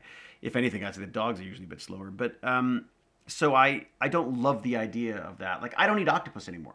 I used to eat octopus because we live in like Greek town and there's like this fabulous octopus, grilled octopus that they make, and my mouth waters at the thought of it. Except that I swam with an octopus. I felt like I was communicating with an octopus. Like, I get close, it gets all purpley and angry looking, and then you back off and it cools off a little bit, and then you watch it at work, and it was just the most glorious, amazing alien beast I'd ever seen. And to sort of swim around with this thing in Australia like we did was just, I felt like a privilege. And so I thought, I cannot eat these again. So I sort of stopped. Cal doesn't eat horse anymore. That's nice. But again, horse is funny because the French eat horse, right? I mean, that's why. And why wouldn't you? Why is a horse any different than a cow? So if you get into that kind of stuff, smart animals can be tasty, absolutely. And look, I'm by no means am I gonna. I don't see myself sort of leaping into the totally vegetarian fray and anytime soon. And I'm certainly not. I certainly have no problems with people eating meat. I just worry a little bit that we can't sustain the meat that we're getting.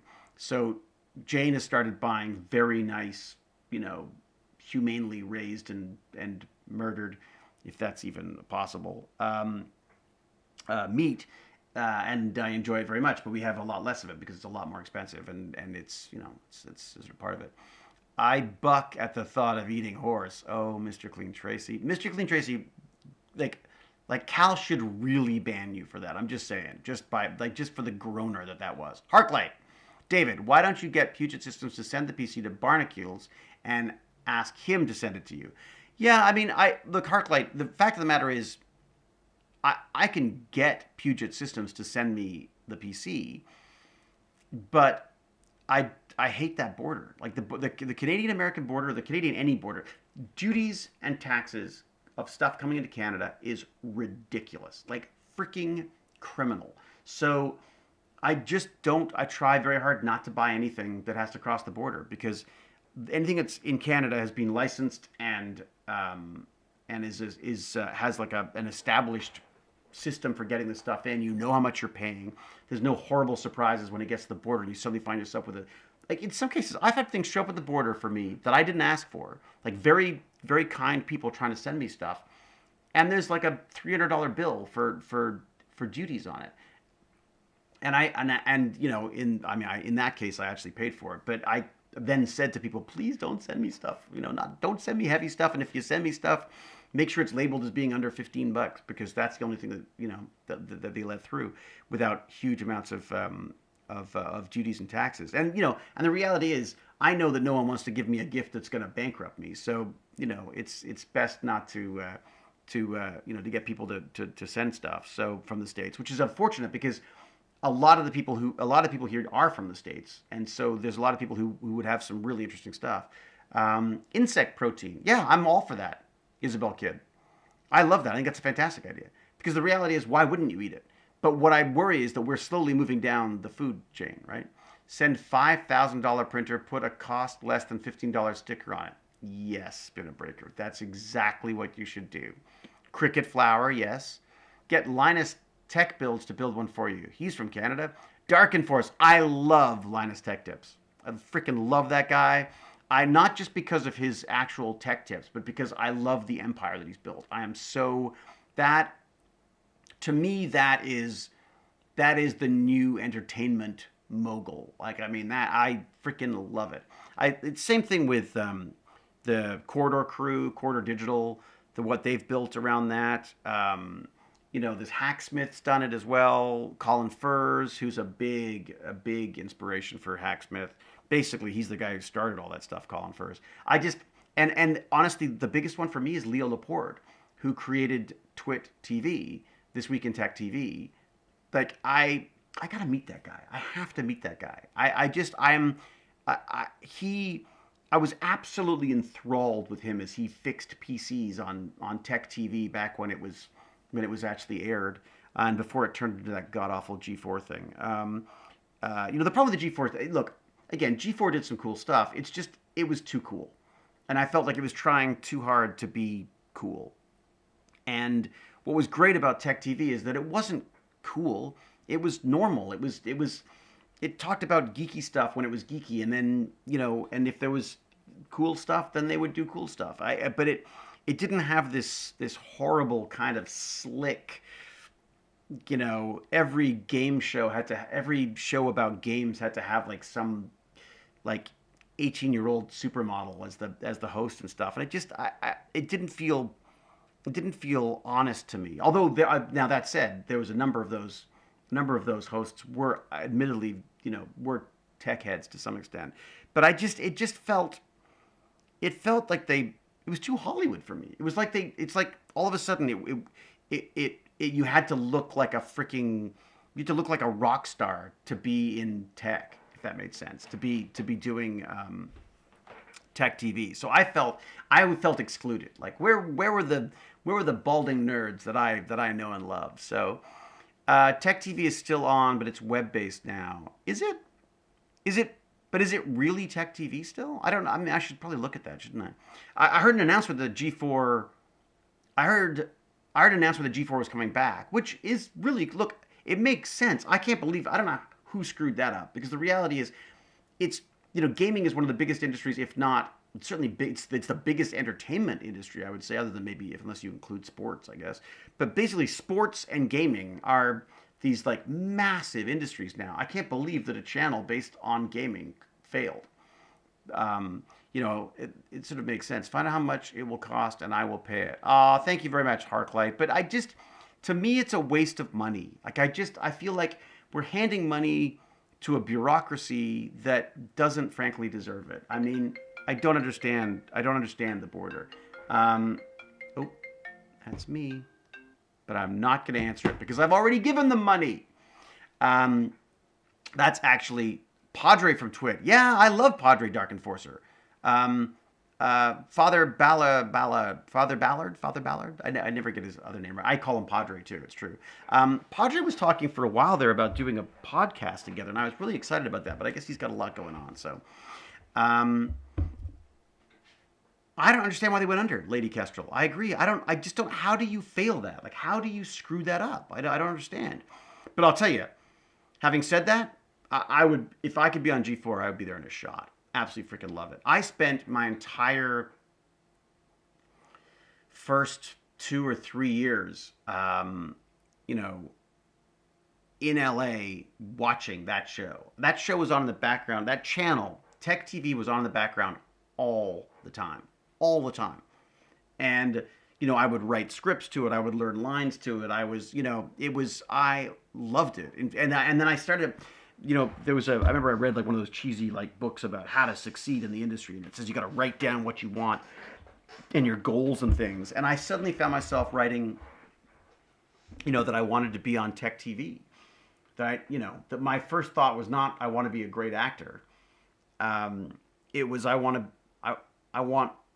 my love of technology and my love of film combined. Like, it just seemed absolutely perfect for me. I wish in a way that it had existed like that when I was a kid. I mean, there were sort of kids shows like that, but there weren't grown-up shows like that, or very few of them. And I grew up with shows like, there's an amazing British show called Connections, which is still one of my favorite shows ever made, which just in a very ADHD way bounces you through history, connecting different inventions. And it's just, in fact, you know what? I'm going to look it up and I'm going to watch all of the old episodes because I freaking loved it.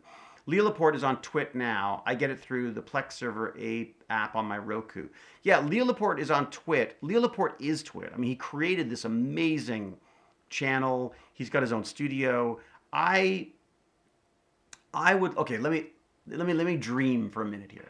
Join me in my dreams. I would like Tech Bandits to be Twit TV for kids. That's what I want. And I shouldn't even just say for kids. It's like Twit TV for lifelong learners, for the contagiously curious, for the people who enjoy the wonder of technologies, whether it's biotech or electronics or programming, any of that kind of stuff. I want I want to do that. I want a 24-hour channel of shows that inspire and inform, and I would be happy. Like that, honestly, I would be so happy doing that. And that's what I would like to do with this. And that's why I love that I'm slowly piecing together this stuff. I mean, I had this idea that instead of building a set, instead of spending the money on building a set, why not spend that money on the components of a makerspace that people could then use? You know, that like fathers and sons or mothers and sons or daughters or whatever can come in. That was incredibly sexist, wasn't it? That parents and children could come in and use a 3D printer when they wanted to, or the CNC cutter, like access to tools that they might not have access to otherwise. And at the same time be a place that could be broadcasting this kind of stuff all the time, so you can be talking to parents about cool ideas that they've got, or teachers about cool approaches they've got to education and stuff. I would love to see, I would love to make that happen. And I make that sound like a dream, because the reality is I feel like I'm working towards that now. And I think that's what, I wake up every morning and I'm kind of excited, because if it's not a Tech Bandits day, it's a day that I could be, that I'm prepping for Tech Bandits. If it's, if I don't have a session coming up, I've got, 3D printers to build or CNCs to order and configure. I mean, I feel like Tech Bandits was meant to inspire the next generation of brilliant minds. And the reality is, I think it's doing that. But I think almost, I mean, selfishly, it's completely turned things around for me. Like I found this kind of fun equilibrium in my life now between acting and technology. I've found this place where those skills come together and are of useful and of entertainment value to people. So, all right, James Burke, is that what it was? Oh yeah. Connections with storytelling, and that's it though, Watcher. I mean, that's actually, Watcher, thank you. That's a really interesting point, because I think that's kind of part of the Tech Bandit stuff. It's like, if you want to learn anything you want, it's available online. All of the kids I spoke to at the Canada-wide Science Fair, which I went to a couple years ago, and was just amazing. You're talking to these, like, they're kids, and they're making amazing things. They're doing genetics. They're doing cancer treatments. They are literally on the cutting edge of technology, be it, yeah, all angles on technology and invention and farming and all sorts of stuff. And every single one of them was getting asked by people, by not necessarily reporters and stuff, but people, asking them about their projects and stuff. We're always saying like, "Oh my God, how did you learn this?" They all said YouTube. They were all on the internet. I emailed a doctor from a robotics lab in Boston, and they helped me out, or Toronto or whatever. And I was like, "Oh my God, we're such old people. Like we're such, like the only people who are out of touch like me are going to be wowed by these kids, because it's just about being inspired to do it." I think any of these kids are capable of doing it. Some different things than others, obviously. I mean, some people are not going to have, as I know I don't, there's certain skills that aren't going to come easily to them, or that aren't going to appeal to them. But that's really what it comes down to. There's no such thing as just an artistic brain, or just a science brain, or just a technology, or, I mean, or a brain for languages. It's what you're good at and what you enjoy doing. And what you're good at is often what you enjoy doing. And what you enjoy doing, you get good at. So if in some way Tech Bandits can get someone excited about something that they wouldn't normally go and look up online, I feel like it's Makerspace TV. Oh, I like that spin breaker. Makerspace TV is great. That's actually a great name for it. So there you go. Just outside of DC, we have an awesome community makerspace called Nova Labs. Yeah, look, and I love makerspaces. The thing I've discovered about makerspaces, though, is that they're incredibly hard to run, to pay for. So, and they have to charge monthly fees, and there's all sorts of, there's a bureaucracy that builds up there. And also, you're only, and they're essential, by the way. I think they're absolutely, there's a number of makerspaces in Toronto that I've been to, um, that I absolutely I owe a debt of gratitude to, because they had classes and things that I just wouldn't have thought of doing otherwise. Um, but they are not always kid friendly. In fact, they're rarely kid friendly.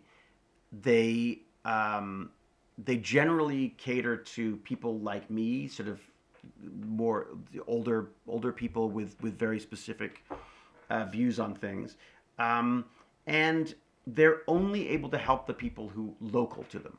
So a makerspace can I figure like a makerspace, let's say a really big makerspace can look after, let's say, 1,000 people, can basically keep 1,000 people happy on a monthly basis. um, the advantage of video is there's no limit to the number of people who can be involved and learn and inspire from be inspired from this stuff. So, wow, Krognius, thank you very much. Krognius. Krog or Krognius. By the way, I'm doing a recording on. I'm doing a voice recording I'm doing a narration thing on Friday, I think, which means that I will have to set up the little studio setup, which means that I will be set up to record the names for finally for that Patreon promise that I made, which is that people would be able to have their names on. I would be basically I would do their voicemail for them. So, and that's just sort of my that's my thank you for anybody who's spent $5 or more on the Patreon thing. But I'm beginning to wonder if I should just do it for everybody who's got a subscription as well. So, and then Cal gets mad at me because she says I'm not charging enough, and my dad gets mad at me too. Well, if you know a kid who's interested, feel free to shoot David an email. Yes, Captain Pillowfort. Yes, if there are kids who want to do this, what I would do is I would bring them into the Discord. I guess I should get like a letter or something from parents, because there's another guy girl, I'm not sure actually. There's another young bandit who wants to get in, who I'm hoping to bring in as well. And the idea is if you could bring other people in. Noodles, I think you should do your co-host of. Noodles, I think you should be your co-host along with Baz. Yeah, I mean, Noodles is great. Noodles is a real character. She's and what I've noticed is the difference between her at the beginning of the day and her at the end of the day. Like at 11 a.m. when we used to do it while we were in COVID, she's much more not presence the wrong word, but focused in her interest in this stuff. And then by the end of the day, she's exhausted. But what's good about it is that she's still interested, and I think it gives the other kids a chance to get in there too, because the enthusiasm is amazing, but sometimes it can be, and I get this myself as well. It's that you just want to talk, You know what I mean? Yeah, she's wonderful. In fact, well, here's a crazy question: what if I started setting up separate shows? Because I wondered about who isn't exhausted by 4 p.m. now? Isn't it 4 now? It's going to be almost 4 now. How long have I been streaming for? Oh my god! I wonder if my wife feels that she's a widow to the internet. Missing perimeter. Oh, right, because I've just put in permit. I'm so used to typing permit. Wow, 3 hours. Holy moly, can I talk? XUKX Elite, thank you very much for your Prime subscription. Yes, very kind. So, I wondered about creating like separate shows. I don't know how that would work on Twitch. But I also really want the kids to start doing some editing. Baz, he was so cute with his editing. He started doing it, so I'm thinking the other kids. Baz is pretty good at. Baz is a pretty good barometer for what works and doesn't work with the kids. I mean, if he's bored, everyone else will be as well.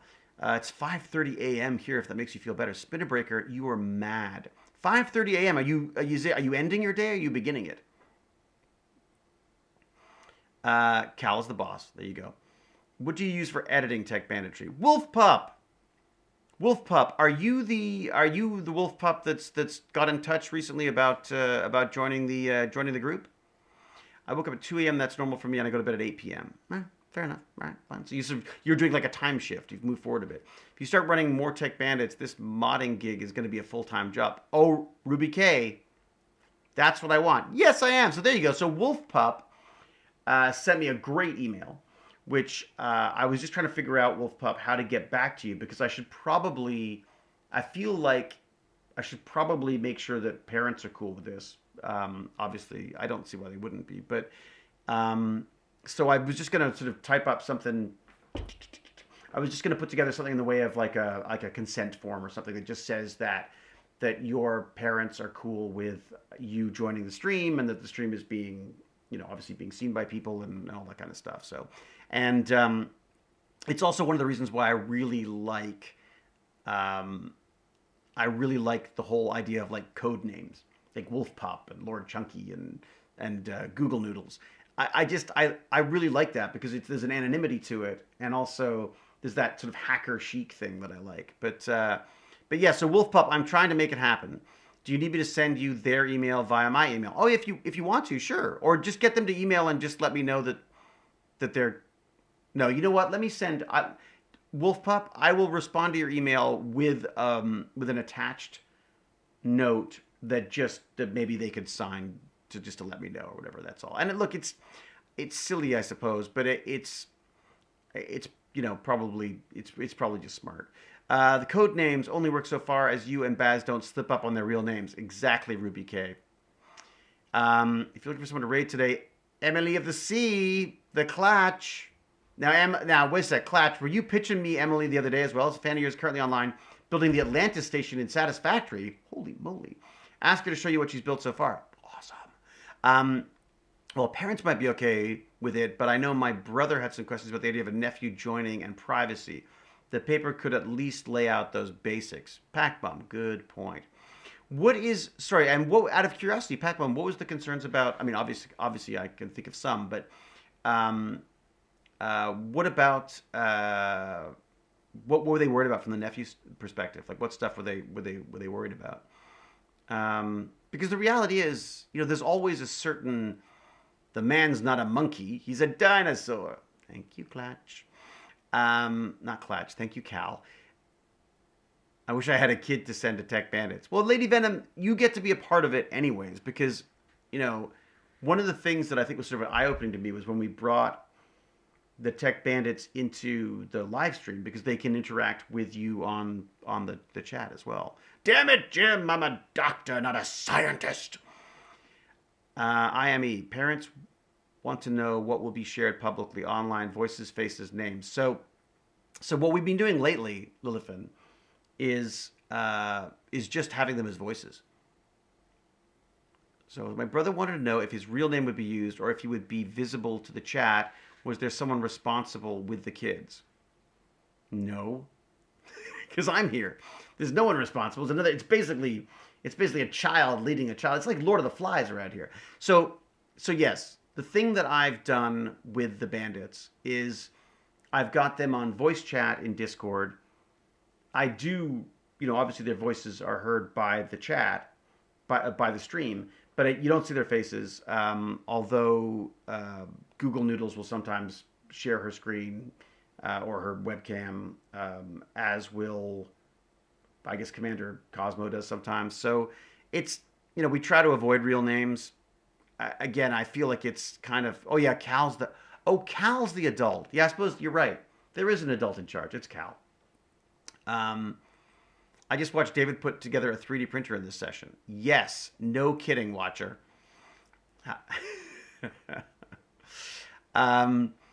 If you don't know the real names and you can't use them by accident, exactly, Ruby K. I'm so bad at names anyways, right, Ruby K? I mean, that's the whole thing, right? It's like, I suck at names, so there's a good chance I'm going to call you the wrong name anyways. Lilithan says, for my group, parents are okay with voices but not faces or names, but then they kept putting the kids' names in their usernames we were supposed to be using, even though I told them not to.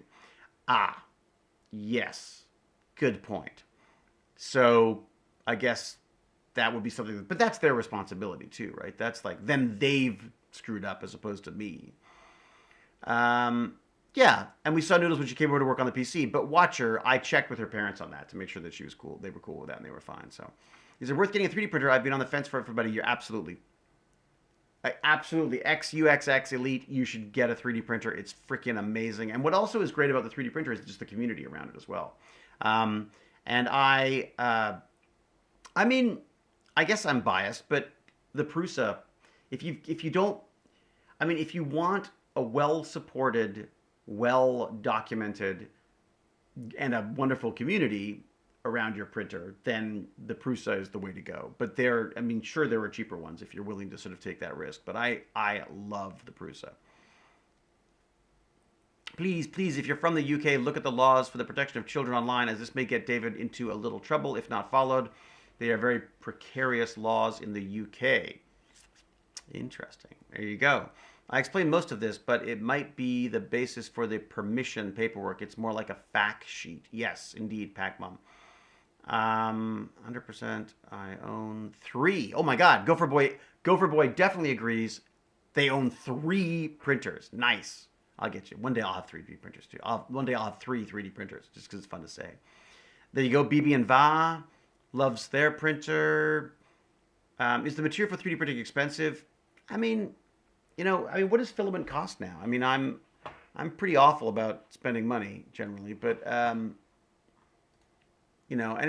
definitely it's one of the things that I started asking for donations for because it does add up. But I can't off the top of my head. And there's Amazon Basics, which is pretty cheap when it comes to filament. I'm looking at Canadian numbers, so I shouldn't be sure. Well, Canadian, it's like $30. $30 for a roll of the stuff. Again, you use as much as you use, if that makes sense. Like it's some things require a lot more filament if there's a lot more printing to do than others. But it's about, yeah. So I guess 20 to 30 US. There you go. And what's it made out of? Usually plastic. Yeah, it's basically a meltable plastic. It's a hot glue gun. It's a hot glue gun attached to a bunch of motors controlled by a computer. That's really what it is.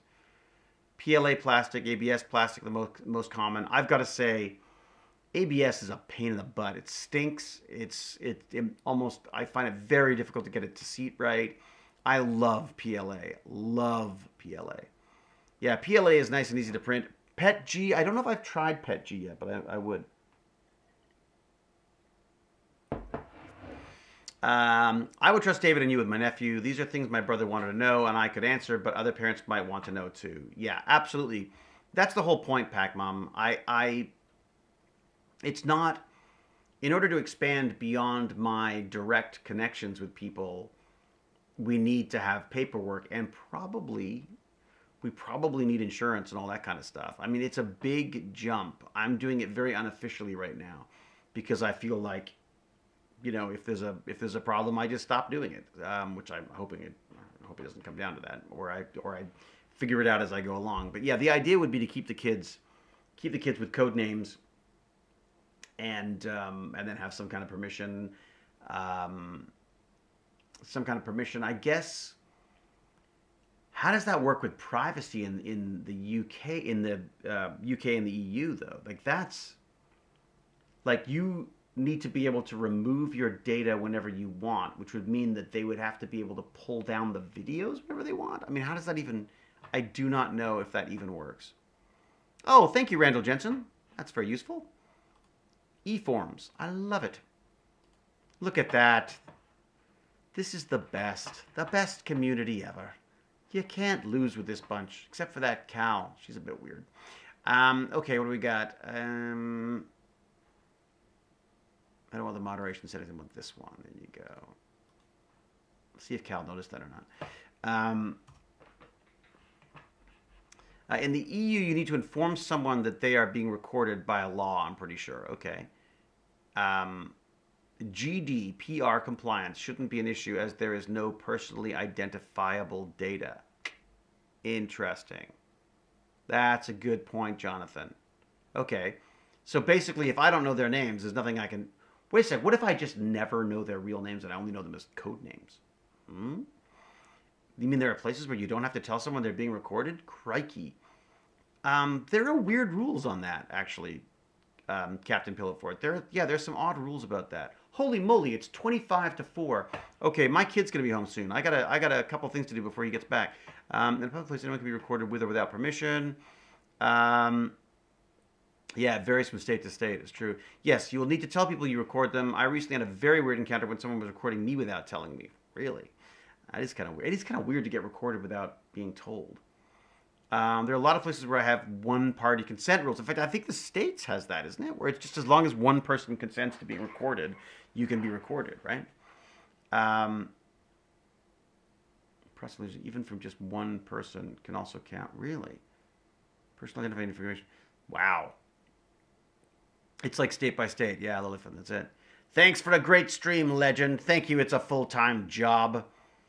Lady Kestrel, Spinner Breaker, it's one party in Queensland. Is it really? Wow. I'm off. Thanks to the stream, Tech Banditry. UK, enjoy. I know what UK Elite's going to go to now. I'm just saying. I know that UK Elite is going to go look at 3D printers now. I'm just saying. Gotta go. Bye, David. See you, Stargate Girl, Sophie. Pleasure.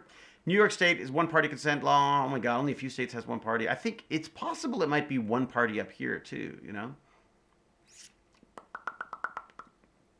Oh, I'm so happy. I'm glad you enjoyed it, Lady Kestrel. I'm glad everyone, look, this has been amazing. I'm sorry that my 3D print was so slow. It was kind of the boring part. It was all the cabling, all the fiddly cabling stuff, which is not always as exciting.